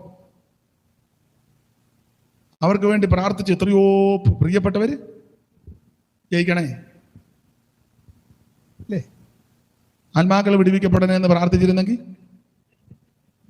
ആട്ടാ, ഞാൻ എതിർക്കുന്നൊന്നുമില്ല, ഉടക്കുണ്ടാക്കാൻ വന്നതല്ല. അപ്പൊ ഇത് ആരംഭകാലത്ത് ഇവരെല്ലാം തീഷ്ണതയോടെ നിന്നു. എന്നാൽ കുറെ കാലങ്ങൾ കഴിഞ്ഞപ്പോൾ ഇവർക്ക് ക്ഷീണമുണ്ടായി, ക്ഷീണിച്ചു എബ്രായ വിശ്വാസികൾ. ഇവരാ യെരൂശലേം പള്ളി വിട്ടു വന്നവരാ, ആചാരങ്ങൾ വിട്ടു വന്നവരാ, അനുഷ്ഠാനങ്ങൾ വിട്ടു വന്നവരാ. സ്ഥാനാപേക്ഷ വിഭൂഷിതരായി നിന്ന മഹാപുരോഹിതന്മാർ സ്ഥാനചിഹ്നങ്ങളൊക്കെ ധരിച്ചവരാ. അവരെയൊക്കെ വിട്ടേച്ചായി ഇറങ്ങി വന്നത്. യെരൂശലേം പള്ളി, തലകെടുപ്പോടെ നിൽക്കുന്ന മുന്തിയ പള്ളി, വലിയ പള്ളി, അതെല്ലാം വിട്ടേച്ചായി ഇറങ്ങിയത്. മഹാപുരോഹിതൻ, പിന്നെ പുരോഹിത വൃന്ദങ്ങൾ കൂറിന്റെ ക്രമത്തിൽ 24 കൂറ്, അബിയാക്കൂർ മുതൽ സക്കറിയ കൂർ വരെ കൂറിന്റെ ക്രമത്തിൽ നിന്ന് ശുശ്രൂഷിക്കുന്ന പുരോഹിത വൃന്ദങ്ങൾ. യഹൂദന്മാര് ഇവർ ജാതിയിൽ ശ്രേഷ്ഠരാണ്, ഇവർക്ക് ഒത്തിരി വിശേഷതയുള്ളവരാ. ഭാഗത്തേക്കൊന്നും പോകുന്നില്ല. ഇതെല്ലാം വിട്ടേച്ച് ഇവര് നസ്രായന്റെ പുറകെ ഇറങ്ങി. നസ്രായന്റെ പുറകെ ഇവരിറങ്ങി. അപ്പൊ ആ ഇറങ്ങിയ സമയത്ത് നല്ല തീഷ്ണതയോടെ നിന്നവരാ. അതാണ് നമ്മൾ 2 വാക്യത്തിൽ വായിച്ചത്. വിശുദ്ധന്മാരെ ശുശ്രൂഷിക്കുന്നതിനാൽ തന്റെ നാമത്തോട് കാണിച്ച സ്നേഹം മറന്നു കളയുവാൻ അനീതിയുള്ള ദൈവമല്ല, മാത്രമല്ല കഷ്ടങ്ങളാൽ വളരെ പോരാട്ടം കഴിച്ച പൂർവ്വകാലം. അപ്പൊ ആരംഭകാലത്ത് ഇത് വിട്ടിറങ്ങിയ കാലത്ത് വളരെ തീഷ്ണതയോടെ നിന്നു. എന്നാൽ ചില കാലങ്ങൾ കഴിഞ്ഞപ്പോൾ, സമയങ്ങൾ കഴിഞ്ഞപ്പോൾ ഇവർക്കൊരു ചിന്ത, ഒരു ക്ഷീണം. വിട്ടുപോകുന്നത് അബദ്ധമായോ? യെരൂശലേം പള്ളി വിട്ടത് അബദ്ധമായോ? മഹാപുരോഹിതനെയൊക്കെ മാറ്റി നിർത്തിയ ഇറങ്ങിപ്പോകുന്നത് മണ്ടത്തരമാണോ? പുരോഹിത വൃന്ദങ്ങളോടിപ്പം ഇടപെടാതെ മാറി നിൽക്കുന്നത് മണ്ടത്തരമായോ? ആ പള്ളിയും ആ ചുറ്റുപാടുമെല്ലാം വിട്ടേച്ച് കോടിക്കണക്കിന് ബലമണിക്കുന്ന സ്ഥാപന ജംഗമ വസ്തുക്കൾ പള്ളിക്കകത്തുണ്ട്. മിക്കതും സ്വർണത്തിന്റെയും തങ്കത്തിന്റെയും ആ ഉപകരണങ്ങളും അത് പൊതിയപ്പെട്ടതും പണിയപ്പെട്ടതുമാണ്. അപ്പൊ കോടിക്കണക്കിന് ബലമണിക്കുന്ന ഇതെല്ലാം വിട്ട് ഇങ്ങനെ ഇറങ്ങിപ്പോകുന്നത് അബദ്ധമായോ എന്ന ചിന്ത ഇവരുടെ അകത്ത് കയറി. ഈ ചിന്ത അകത്ത് കയറിയപ്പോൾ ഇവർ ക്ഷീണിച്ചതിന് 2 വാക്യമാണ് സാധാരണ തെളിവായിട്ട് എടുത്ത് പറയാനുള്ളത്. വായിക്കാൻ നേരമില്ലാത്തത് കൊണ്ട് 6-ാം അധ്യായത്തിന്റെ 12-ാം വാക്യോ 12-ാം അധ്യായത്തിന്റെ 12-ാം വാക്യോ 6-ന്റെ 12 വായിക്കുന്നത്, അങ്ങനെ നിങ്ങൾ മന്ദതയുള്ളവരാകാതെ. അങ്ങനല്ലേ? എടുത്തെങ്കിലും ഒന്ന് വായിച്ചു. അങ്ങനെ നിങ്ങൾ മന്ദതയുള്ളവരാകാതെ വിശ്വാസത്താലും ദീർഘക്ഷമയാലും വാഗ്ദത്തങ്ങളെ അവകാശമാക്കുക. അപ്പൊ മന്ദതയുള്ളവരാകാതെ. അപ്പൊ ഒരു മന്ദതയായി. നിങ്ങളുടെ ഇരിപ്പ് കണ്ടിട്ടും ഒരു ചെറിയ മന്ദതയല്ല നീക്കുക, നിന്നടിയാരിൽ തന്നാരുൾ നല്ലുണർച്ചയെ വന്നിടും ഒരു ക്ഷീണം നിദ്ര മയക്കമിവ ഒന്നാകെ നീക്കി എന്നിൽ തന്നിടുക ആത്മശക്തി. വന്നിടും ഒരു ക്ഷീണം നിദ്ര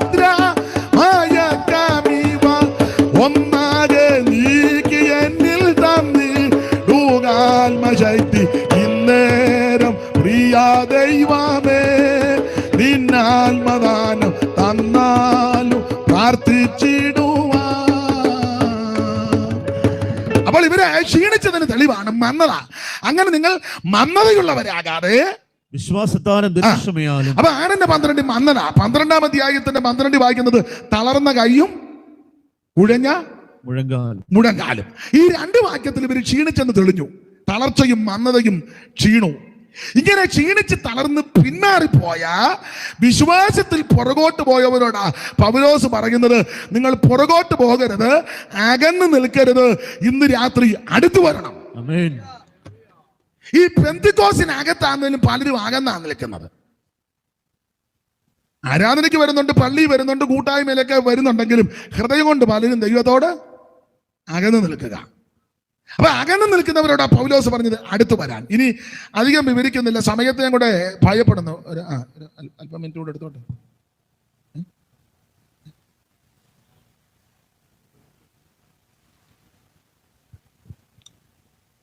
അപ്പോൾ അകന്ന് നിൽക്കുന്നവരോട് പറയുകയാണ് അടുത്തു വരാൻ. ഇവരെ അകന്നു പോകാൻ കാരണം ആ ഭാഗത്ത് 2 കാരണമാണ് എഴുതിയേക്കുന്നത്. ഒന്ന്, ദുർമനസാക്ഷി. നല്ല മനസാക്ഷി ഇല്ല, അത് പോയി. ഈ ദുർമനസാക്ഷി ആയതുകൊണ്ട് എന്തൊരു വേദനും ഇവർ കൂട്ടു നിൽക്കും. ദുർമനസാക്ഷി. 2, ഒരു നല്ല ഹൃദയമില്ല. ആ ശുദ്ധ ഹൃദയം പ്രയോഗം വരാൻ കാര്യം നല്ല ഹൃദയം ഇല്ല. ഈ 2 കാരണത്താൽ ഇവർ അകന്നു പോയി. ഒന്ന്, മനസാക്ഷി നല്ലതല്ല, എന്തും പ്രവർത്തിക്കും, എന്തും ചെയ്യും, എന്തും പറയും, ഒരു മടിയില്ല. പോഷ്ക്ക് പറയുവാനും പ്രവർത്തിപ്പാനും കേൾക്കുവാനും മടിയില്ലാത്ത കാലം. ഹൃദയം ശരിയല്ല. ഹൃദയം എല്ലാത്തിനേക്കാളും കപടമുള്ളതാ. അത് ആരാഞ്ഞറിയുന്നവൻ ദൈവമാണ്. എൻ്റെ ഹൃദയത്തിരിക്കുന്ന നിങ്ങൾക്ക് അറിയത്തില്ല, നിങ്ങളുടെ ഹൃദയത്തിരിക്കുന്ന എനിക്കും അറിയത്തില്ല. പക്ഷെ എൻ്റെയും നിങ്ങളുടെയും ഹൃദയത്തിരിക്കുന്ന അറിയുന്നത് ദൈവമാണ്. നല്ലൊരു ഹൃദയമില്ല. ഞാൻ ചിലപ്പോൾ പറയാറുണ്ട്, പെന്തിക്കോസുകാരി പലർക്കും ഹൃദയമില്ല. അതിന്റെ കാരണം കൂടെ പറയാ. ഹൃദയം കർത്താവിന് കൊടുത്തു, ഹൃദയമില്ല. ചെല്ലുപള്ളത്തിൽ ഞാൻ 82-ൽ എൻ്റെ ഹൃദയം കർത്താവിന് കൊടുത്ത. പണ്ട് പള്ളിക്കൂടത്തിൽ പഠിച്ചപ്പോഴും ഉണ്ടായിരുന്നില്ല, കൊരങ്ങച്ചൻ പറഞ്ഞല്ലോ, പുഴയുടെ നടുക്ക് വന്നപ്പം മുതലയോട് പഠിച്ചല്ലേ, ഇവിടെ ആ പാഠം ഇവിടെ ഇല്ലായിരുന്നു. ആടാ മുതലയുടെ പുറത്ത് കയറി പുഴയ്ക്ക് അക്കല്ലോട്ട് പോയപ്പോഴാ ചോദിച്ചത്, എന്തിനാ എന്നെ കൊണ്ടുപോകുന്നത്? ഹൃദയം. അയ്യോടി, അന്ന് പിന്നെ ഇറങ്ങിയപ്പോൾ പറയണ്ട, ഞാൻ വെളിയിലോട്ട് പോകുമ്പോൾ ഹൃദയം അങ്ങനെ കൊണ്ടുപോകുകയില്ല, അത് അത്തിമരത്തെ വെച്ച് കിട്ടിയിട്ടുണ്ട്. പിന്നെ തുടക്കത്തിലേ പറയണ്ടേ ഹൃദയം വേണമെന്ന്.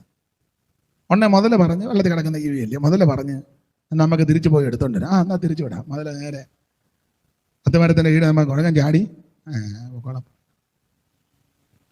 നമുക്ക് നല്ല ഹൃദയമായിരിക്കണം. ദൈവം നമ്മുടെ ഹൃദയം നോക്കുന്നവനാണ്. ഞാനും നിങ്ങളെയെല്ലാം പുറമേ നോക്കി വിധിക്കുമ്പോൾ, പുറമേ നോക്കി അഭിപ്രായം പറയുമ്പോൾ, സർവജ്ഞനായ ദൈവം എൻ്റെയും നിങ്ങളുടെ ഹൃദയം നോക്കുന്നവനാണ്. അവിടുത്തെ ഹൃദയങ്ങളെ തൂക്കി നോക്കുന്നവനാണ്. അപ്പൊ 2 കാരണത്താൽ ഇവരാകുന്നു. ഒന്ന്, ദുർമനസാക്ഷി. 2, ഒരു നല്ല ഹൃദയമില്ല. ഞാൻ ഓടിച്ചങ്ങ് അവസാനിപ്പിക്കാം. 2 കാരണത്താൽ ഇവരകന്നു പോയി. ഈ അകന്നു പോയവരോട് പൗലോസ് പറയുകയാ, നിങ്ങൾ അടുത്തു വരണം. 3 കാര്യങ്ങൾ ചൂണ്ടിക്കാണിച്ചാ പറയുന്നത് നിങ്ങൾ അടുത്തു വരാൻ. എടുത്ത് വായിപ്പിക്കുന്നില്ല ആ ഭാഗത്ത്. 3 കാര്യം. ഒന്ന്, നിങ്ങൾ അടുത്തു വരണം. കാരണം യേശു ക്രിസ്തു തന്റെ ദേഹമെന്ന തിരശ്ശീല ചിന്തി നമുക്കൊരു പുത്തൻ വഴി ഒരുക്കിയിട്ടുണ്ട്. അതുകൊണ്ട് അകന്നു നിൽക്കരുത്, ഇന്ന് രാത്രി അടുത്തു വാ. സ്നേഹിത സുഹൃത്തെ, മാതാവ്, പിതാവ്, ഇത് പെന്തിക്കോസുകാരൊരുക്കിയ വഴിയല്ല. മാർത്തോമക്കാര്, യാക്കോബക്കാരും, കത്തോലിക്കരും, ഓർത്തഡോക്സ്, റീത്ത്, ലത്തീനും, ലണ്ടനും ഒരു സഭക്കാരും ഒരുക്കിയ വഴിയല്ല. ഇത് യേശു ക്രിസ്തു അവിടുത്തെ ദേഹമെന്ന തിരശ്ശീല ചിന്തി. സ്തോത്രം. അല്ല, അത് വേണ്ട. സ്തോത്രം. പെന്തിക്കോസുകാരൊരുക്കിയ വഴിയല്ല. പെന്തിക്കോസുകാരെല്ലാം കൂടെ ഒരുക്കിയ വഴിയാ. നമുക്ക് അങ്ങോട്ട് പോകാം. പെന്തിക്കോസുകാരുടെ ഒക്കെ വഴിയൊന്നും ഞാനിപ്പോ പറയുന്നില്ല. പെന്തിക്കോസുകാരൊക്കെ വഴിയാണോ? പെന്തിക്കോസുകാരെ വഴി ഒരുക്കുകയാണെങ്കിൽ നമുക്ക് ഇഷ്ടമുള്ളവരെ എല്ലാം കൂടി ആ വഴിയിൽ കൂടെ ഇല്ലേ? നിങ്ങൾ പറ, എവിടെ പോന്നു?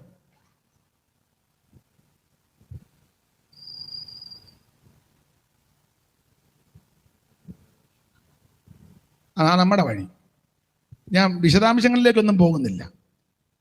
ഞങ്ങളെ നേരത്തെ താമസിച്ച വീട്ടിൽ അപ്പുറം ഒരു അമ്മച്ചി ഉണ്ടായിരുന്നു, പ്രായമുള്ള അമ്മച്ചിയാണ്. ആ അമ്മച്ചി ഈ ഞങ്ങളുടെ ഇവിടെ പറയുന്ന ഭാഷയാ, വീടിൻ്റെ ചായ്പിനകത്താ, ചാർത്തെന്ന് പറയും. തായ്പര കഴിഞ്ഞ് ഇങ്ങനെ ഇവിടെ എന്നാ പറയുന്നത്? ഇവിടെ എല്ലാം അങ്ങ് വാർക്ക കെട്ടിടവാ. അത് ആദ്യം പറഞ്ഞിരുന്ന ഇത്രയും സമയം പോകുമായിരുന്നു. ചായ്പ്. അപ്പം അമ്മച്ചി ചായ്പിലാണ് താമസിക്കുന്നത്. മരുമകൾക്കും കോഴിയുണ്ട്, അമ്മയ്ക്കും കോഴിയുണ്ട്. എൻ്റെ കുഞ്ഞുനാളില്ല.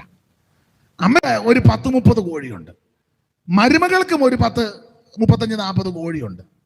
അപ്പൊ അമ്മ രാവിലെ, അമ്മയുടെ റേഷൻ കാർഡിന് ഗോതമ്പ് അരിയൊക്കെ കിട്ടും, അത് കോഴിക്കാ. അപ്പൊ അമ്മ രാവിലെ ഇതുമായിട്ട് ബാദലിന്റെ അവിടെ വന്ന് ബാ ബാ ബാ ബാ ബാ, കോഴിക്കറിയാം ഇത് അമ്മയുടെ കോഴിയാ മരുമകളുടെ കോഴിയാണ്. കോഴിയെല്ലാം കൊണ്ട് വരുമ്പം ഈ അമ്മ ചെയ്യുന്ന പരിപാടി ബാ ബാ ബാ, മരുമകളുടെ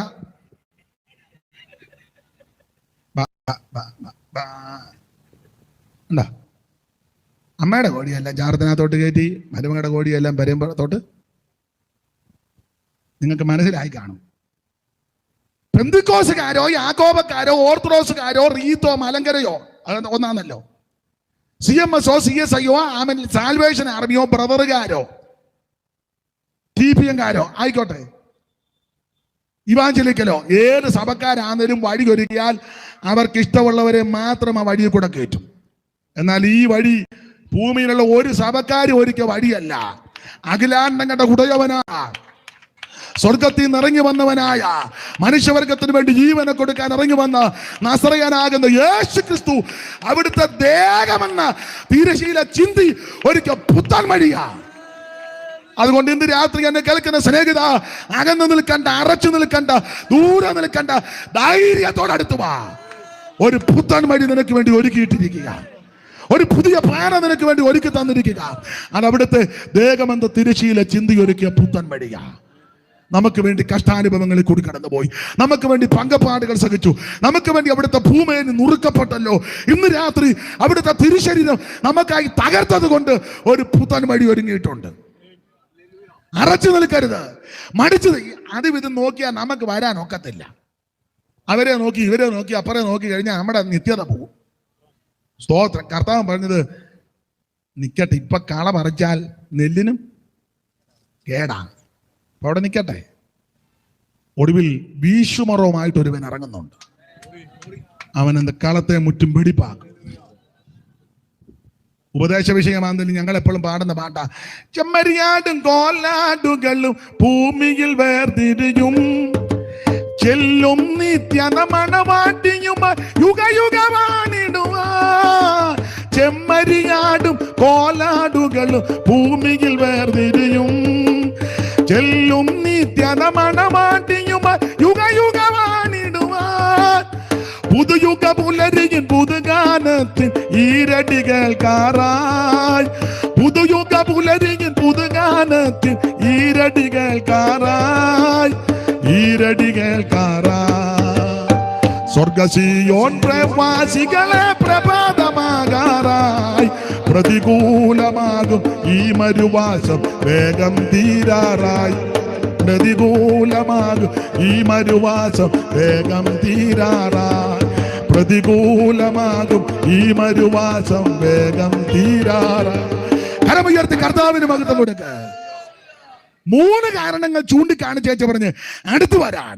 ഒന്ന്, യേശു ക്രിസ്തു തന്റെ ദേഹമെന്ന തിരശീല ചിന്തി ഒരു പുത്തൻ വഴി ഒരുക്കി. ഇന്ന് രാത്രി ധൈര്യത്തോടെ അടുത്തു വാ. നീ ഏത് മതത്തിലോ കുലത്തിലോ കുടുംബത്തിലോ നിറത്തിലോ നിലവാരത്തിൽപ്പെട്ടവൻ യേശുവിന് വിഷയമല്ല. കാശുള്ളവൻ കാശില്ലാത്തവൻ വിഷയമല്ല. കറുത്തവൻ വെളുത്തവൻ യേശുവിന് വിഷയമല്ല. ദരിദ്രൻ അല്ലെങ്കിൽ അവൻ സമ്പന്നൻ വിഷയമല്ല. പണ്ഡിതനോ പാമരൻ ഇതൊന്നും ദൈവത്തിന് വിഷയമല്ല. ദൈവത്തിന് നിന്നെ ആവശ്യമാണ്. ഇന്ന് രാത്രി അടുത്തു വാ. ഒരു സഭക്കാരും ഒരുക്കിയ വഴിയല്ല, ഒരു വ്യക്തികളും ഒരുക്കിയ വഴിയല്ല, ഒരു സംഘടന ഒരുക്കിയ വഴിയല്ല. അവിടുത്തെ തിരശീല, ദേഹമെന്ന തിരശീല തകർത്ത് നമുക്ക് വേണ്ടി ഒരുക്കിയ പുത്താൻ വഴി. ഇന്ന് രാത്രി ധൈര്യത്തോടെ വാ. ഞാൻ ഏതാനും നിമിഷം കൊണ്ട് എൻ്റെ വാക്ക് നിർത്താൻ, കാരണം സാഹു പാസ്റ്റർ സ്റ്റേജിലോട്ട് വന്നു, എനിക്ക് സിഗ്നൽ തന്നതാ. അപ്പം അതുകൊണ്ട് ഇതൊക്കെ നമ്മൾ കുറേ നാളായതുകൊണ്ട് ഇതൊക്കെ അത് നല്ലതാണ്. ചില അനുശോചനത്തിനൊക്കെ നിൽക്കുമ്പോൾ അവിടെ അധ്യക്ഷൻ പതുക്കെ വന്ന സൈഡ് നിൽക്കുക എന്ന് പറഞ്ഞാൽ നിർത്താനാണ്. മാന്യരായതുകൊണ്ടാണ് ഇടോ ഇരിക്കലോ നീ പറയാത്തത്. അപ്പം അടുത്ത് വന്ന് നിൽക്കുമ്പോൾ അന്നേരം അതിന് മര്യാദ, നല്ല കാര്യമാണ് അല്ലേ?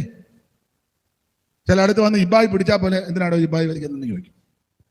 അപ്പം അതുകൊണ്ട് അങ്ങ് നിൽക്കുക. 3 കാര്യം ചൂണ്ടിക്കാണിച്ചു. ഒന്ന്, ദേഹമെന്ന തിരശീല ചിന്തി ഒരു പുത്തൻ വഴി ഒരുക്കി അകന്നു നിൽക്കേണ്ട അടുത്ത് വാ. 2, സ്തോത്രം, അവിടുത്തെ രക്തം നമുക്ക് വേണ്ടി ഒഴുക്കി. അതുകൊണ്ട് അടുത്ത് വാ. എന്താ ഈ രക്തത്തിന്റെ പ്രത്യേകത? സകല പാപങ്ങളും പോക്കി ശുദ്ധീകരിക്കുന്ന രക്തം. എന്താ ഈ രക്തത്തിന്റെ പ്രത്യേകത? രോഗശാന്തി തരുന്ന രക്തമാണ്. എന്താ അവിടുത്തെ രക്തത്തിന്റെ പ്രത്യേകത? പാപമോചനം തരുന്ന രക്തമാണ്. എന്താ അവിടുത്തെ തിരുരക്തത്തിന്റെ പ്രത്യേകത? നിന്നെ ആരാധിക്കാൻ സജ്ജരാക്കി തീർത്ത രക്തമാണ്. ആട്ടുകൊച്ചന്മാരുടെ കാളക്കിടാക്കിന്റെ രക്തവും മലിനപ്പെട്ടമേ തളിക്കുന്ന പശുഭസ്മവും ജഡിക ശുദ്ധി വരുത്തുമ്പോൾ നിത്യാത്മാവിനാൽ പിതാവാം ദൈവത്തിന് തന്നെത്താൻ നിഷ്കളങ്കനായി സമർപ്പിച്ച യേശുക്രിസ്തുവിന്റെ പരിശുദ്ധ രക്തം ജീവനുള്ള ദൈവത്തെ ആരാധിക്കാൻ നിന്നെ യോഗ്യരാക്കി തീർത്തു. അവിടുത്തെ രക്തം സംസാരിക്കുന്ന രക്തമാണ്. അവിടുത്തെ രക്തം ഹാബേലിന്റെ രക്തത്തെക്കാളും ഗുണകരമായി സംസാരിക്കുന്ന രക്തമാണ്. അവിടുത്തെ രക്തം നിർമ്മല രക്തമാണ്. അവിടുത്തെ രക്തം പരിശുദ്ധ രക്തമാണ്. നിന്റെ സകല പാപങ്ങളും പരിഹരിക്കുന്ന പരിശുദ്ധ രക്തം. സ്തോത്രം. ഈ രക്തം ഇവിടെ വ്യാപരിക്കുന്നത് കൊണ്ട് ഇന്ന് രാത്രി അടുത്തു വാ. അകന്നു നിൽക്കരുത്, അടുത്തു വാ. അടുത്തു വാ, ധൈര്യത്തോടെ അടുത്തു വാ. ഒന്ന്, അവിടുത്തെ ദേഹമെന്ന തിരശീലത്തിൽ പുത്തൻ വഴി ഒരുക്കി ആ വഴി കുടിഞ്ഞ് വന്നാൽ മതി, വേറെ വഴിയിലൊന്നും പോകണ്ട. 2, അവിടുത്തെ രക്തം നമുക്ക് വേണ്ടി ചിന്തി, ധൈര്യത്തോടെ വാ. 3, എടുത്ത് വായിപ്പിക്കുന്നില്ല. 3-ാമത്തെ കാര്യം അവിടെ വായിക്കുമ്പോൾ നമുക്ക് വേണ്ടി പക്ഷപാതം ചെയ്യുന്ന ഒരുവനിപ്പോ സ്വർഗത്തിലുണ്ട്. മഹാപുരോഹിതനായി നമുക്ക് വേണ്ടി പക്ഷപാതം ചെയ്യുക. ഞാൻ എപ്പോഴും പറയും, നിങ്ങൾക്കും അറിവുള്ള കാര്യമാണ്, യേശു ക്രിസ്തു നമുക്ക് വേണ്ടി പക്ഷപാതം ചെയ്യുന്നു. എന്തുവാ പക്ഷപാതം? പക്ഷപാതം എന്ന് പറഞ്ഞാൽ വല്ല വാദമുണ്ട് പലത്, വെട്ടുവാദം, ആമവാദം, പിള്ളവാദം, ചുടുവാദം, രക്തം. അതല്ല. പക്ഷപാതം എന്ന് പറഞ്ഞാൽ നമ്മുടെ പക്ഷം പിടിച്ച് വാദിക്കുന്നു. പക്ഷപാതം പക്ഷം പിടിച്ച് വാദിക്കുന്നു. ആരുടെ പക്ഷം? ഉറക്കെ പറ. നമ്മുടെ പക്ഷം. ആര് വാദിക്കുന്നു? യേശു. എവിടെ വാദിക്കുന്നു? സ്വർഗത്തിൽ. എന്തിനാണ് നമ്മുടെ പക്ഷം പിടിച്ച് യേശു വാദിക്കുന്നത്? ഇതൊക്കെ നിന്ന് പറയേണ്ടത് അങ്ങ് നിർത്തുക. യേശു ക്രിസ്തു നമുക്ക് വേണ്ടി പക്ഷപാതം ചെയ്യുന്നു. പക്ഷപാതം എന്ന് പറഞ്ഞാൽ പക്ഷം പിടിച്ച് വാദിക്കുന്നു. ആരുടെ പക്ഷം? എന്റെയും നിങ്ങളുടെയും പക്ഷം. ആര് വാദിക്കുന്നു? യേശു ക്രിസ്തു വാദിക്കുന്നു. എവിടെ വാദിക്കുന്നു? സ്വർഗത്തിൽ വാദിക്കുന്നു. അതെന്തിനാ സ്വർഗത്തിൽ എൻ്റെ നിന്റെ പക്ഷം പിടിച്ച് യേശു വാദിക്കുന്നത്? നമുക്കെതിരെ വാദിക്കുന്ന ഒരുത്തനുണ്ട്. അവനെപ്പറ്റി പുസ്തകം കൊടുത്തിരിക്കുന്ന പല പേരുകളിൽ ഒരു പേര് അപവാദി എന്നാണ്. അവന്റെ തൊഴിലതാ. എന്തുവാ? പുള്ളിയുടെ തൊഴിലതാ അപവാദം. ഈ അപവാദിയാകുന്ന പിശാച് എനിക്ക് നിങ്ങൾക്ക് വിരോധമായി അപവാദം പറയുമ്പോൾ ഇവിടെയുള്ള പല ആൾക്കാരും അവനോട് ചേർന്ന് നിൽക്കുമ്പോൾ നിരാശപ്പെട്ടു പോകരുത്. എനിക്ക് നിങ്ങൾക്ക് വേണ്ടി ഒരുവൻ ഉയരത്തിൽ പക്ഷപാതം ചെയ്യുന്നുണ്ട്. ഇന്ന് രാത്രി നിനക്ക് വേണ്ടി പക്ഷപാതം ചെയ്യുന്ന ഒരുവനുണ്ട്. അതുകൊണ്ട് അകന്നു നിൽക്കാതെ ഇന്ന് രാത്രി അടുത്ത് വാ. എല്ലാവരും ഇന്ന് രാത്രി സമർപ്പിച്ചാട്ടെ. എൻ്റെ വാക്ക് ഇവിടെ നിർത്തുകയാ. നമുക്ക് വേണ്ടി പക്ഷപാതം ചെയ്യുന്ന നല്ല കർത്താവ്. ആ പഴയ പാട്ടിൻ്റെ 2 ചരണങ്ങൾ എല്ലാവരും ചേർന്ന് ശാന്തമായിട്ട് പാടണം. അത് കഴിഞ്ഞ് എവര് ചിലപ്പോൾ പാട്ട് സെലക്ട് ചെയ്ത് കാണും, അവരത് പിന്നെ പാടും. ഞങ്ങൾ 2 ആയതുകൊണ്ട്, കാരണം പാട്ടില്ലേ നമ്മൾ പാടുന്ന പാട്ട് പഴയ പാട്ടുകളാണ്, ഇവർ നല്ല പാട്ടാണ്, അത് പുതിയ പാട്ടുകൾ. അപ്പോൾ അവർ ചിലപ്പോൾ അത് സെലക്ട് ചെയ്ത് വെച്ചിട്ടുണ്ടായിരിക്കും. ഞാനത് ഒടുവിൽ കയറി പാടിയാൽ പിന്നെ എന്നോട് പറയത്തില്ലെങ്കിൽ പോയി കഴിഞ്ഞ് പറയും, കല്ലേലും ഉള്ളതാ ലാസ്റ്റ് കയറി ഒരു കലക്ക്. അത് വേണ്ട. അപ്പം ഇപ്പം ഞാനൊരു പാട്ട് പാടും, അത് ശാന്തമായിട്ട് വിഷയത്തോട് ബന്ധപ്പെട്ട് അവരതിന് ശേഷം സെലക്ട് ചെയ്തിട്ടുണ്ടെങ്കിൽ അത് അവരും പാടും. എന്തായാലും 2 പാട്ടിനെ നിങ്ങളെല്ലാം സഹകരിക്കണം. എന്നാൽ പാസ്റ്റ് പാടി ഞങ്ങളും പോകാമെന്ന് പറഞ്ഞ് ഇറങ്ങിപ്പോരുത്. അത് നിങ്ങൾ പാടുമ്പോൾ ഇരുന്ന് പാടിക്കണം. അപ്പം നമുക്ക് വേണ്ടി പക്ഷപാതം ചെയ്യുന്ന ഒരു കർത്താവ്, പക്ഷം പിടിച്ച് വാദിക്കുന്നു. ആര്? യേശു ക്രിസ്തു. ആരുടെ പക്ഷം? എൻ്റെ നിങ്ങളുടെയും പക്ഷം. എവിടെ വാദിക്കുന്നു? സ്വർഗത്തിൽ. എന്തിനാ സ്വർഗത്തിൽ നമ്മുടെ പക്ഷം പിടിച്ച് വാദിക്കുന്നത്? നമുക്കെതിരെ വാദിക്കുന്ന ഒരുത്തനുണ്ട്. അതാരാ? അപവാദിയാകുന്ന പിശാച്. അവൻ അപമാനം പറഞ്ഞ് വാദിക്കുമ്പോൾ യേശു ക്രിസ്തു എനിക്ക് നിങ്ങൾക്ക് വേണ്ടി പക്ഷപാതം ചെയ്യും. അതല്ലേ പാട്ടുകാരൻ പാടിയത്? താതൻ സന്നിധിയിൽ പേർക്കു സദാ പക്ഷപാതം ചെയ്യുന്ന മാമ. ചേർന്ന് പാട്.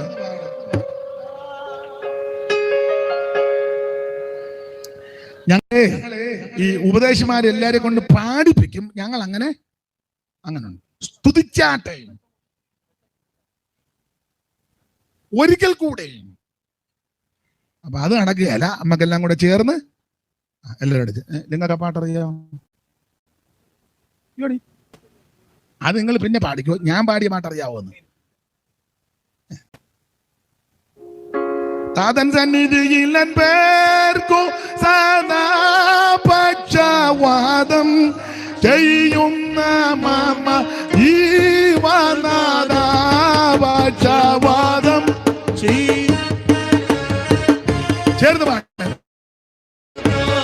ഓ താതൻ സന്നിധിയിൽ പേർക്കു സദാ പക്ഷവാദം ചെയ്യുന്ന മാമ ജീവനാഥ പക്ഷവാദം.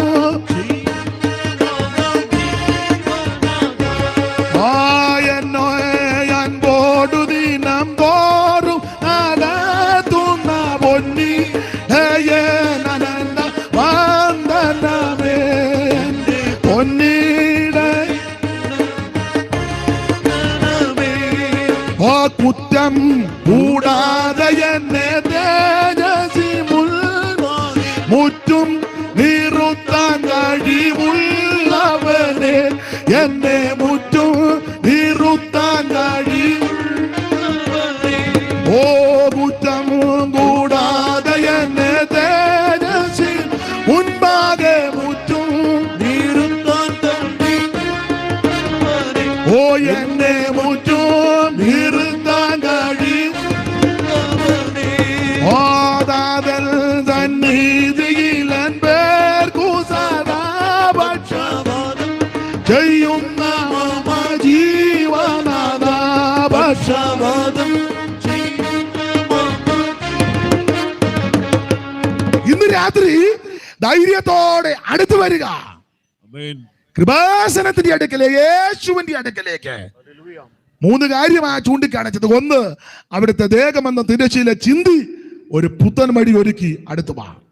2, അവിടുത്തെ പരിശുദ്ധ രക്തം ഇന്നും വ്യാപരിക്കുന്നു, അടുത്തു വാ. 3, എനിക്ക് നിങ്ങൾക്ക് വേണ്ടി സദാ പക്ഷപാതം ചെയ്യുന്ന ഒരുവനുണ്ട്, അടുത്തു വാ. ഇന്ന് രാത്രി ഈ വിധത്തിൽ ദൈവത്തോടും ദൈവസഭയോടും ദൈവിക കൂട്ടായ്മയോടും അടുത്തു ചെല്ലുവാൻ താല്പര്യമുള്ള പ്രിയപ്പെട്ടവർ ഒരു നിമിഷം സമർപ്പിച്ച് പ്രാർത്ഥിക്കും. കർത്താവേ, വാക്കുകൊണ്ടും പ്രവൃത്തി കൊണ്ടും ചിന്ത കൊണ്ടും ഇടപാട് കൊണ്ടും സമീപനം കൊണ്ടുമൊക്കെ ദൈവസഭയോടും കൂട്ടായ്മയോടും ദൈവത്തോടും അകന്നു പോയി ഇന്ന് രാത്രി എളിയവൻ അടുത്തു വരികയാ, എളിയവൾ അടുത്തു വരികയാ. അവിടുന്ന് എന്നെ സഹായിക്കണമേ, എന്നെ ശക്തീകരിക്കണമേ, എന്നെ ചേർത്ത് കൊള്ളണമേ എന്ന് പ്രാർത്ഥിക്ക്. ദൈവം നിങ്ങളെ അനുഗ്രഹിക്കും. ഈ വിധത്തിൽ സമർപ്പിച്ചവരെ ദൈവം ആശീർവദിക്കട്ടെ. യേശു ക്രിസ്തു ഏകരക്ഷകൻ, യേശു ക്രിസ്തു ഏകദൈവം, യേശു ക്രിസ്തു സത്യദൈവം, യേശു ക്രിസ്തു നിത്യദൈവം. ആ സത്യദൈവത്തെ ഭജിക്കുവാൻ ഏവർക്കും കൃപ നൽകട്ടെ. ശുശ്രൂഷയ്ക്കായി ക്ഷണിച്ച കർത്തദാസനും ചുമതലപ്പെട്ടവർക്കും ഈ ശുശ്രൂഷയെ സംബന്ധിച്ച് എല്ലാവർക്കും നന്ദി. നിങ്ങൾ ഓർക്കുമ്പം എളിയവനെയും കുടുംബത്തെയും ശുശ്രൂഷകളെ ഓർത്ത് പ്രാർത്ഥിക്കണമെന്ന് അപേക്ഷിക്കുന്നു. ദൈവത്തിന്റെ വലിയ കൃപയും അനേക ദൈവമക്കൾ പ്രാർത്ഥിക്കുന്നത് കൊണ്ടാണ് ഇന്ന് രാത്രിയും ഇവിടെ നിൽക്കുന്നത്. ഇനി മുൻപോട്ടും അനാവശ്യമാണ്. നിങ്ങളുടെ എല്ലാം വിലപ്പെട്ട പ്രാർത്ഥന അപേക്ഷിക്കുന്നു. ദൈവം നിങ്ങളെ എല്ലാവരെയും അനുഗ്രഹിക്കുമാറാകട്ടെ.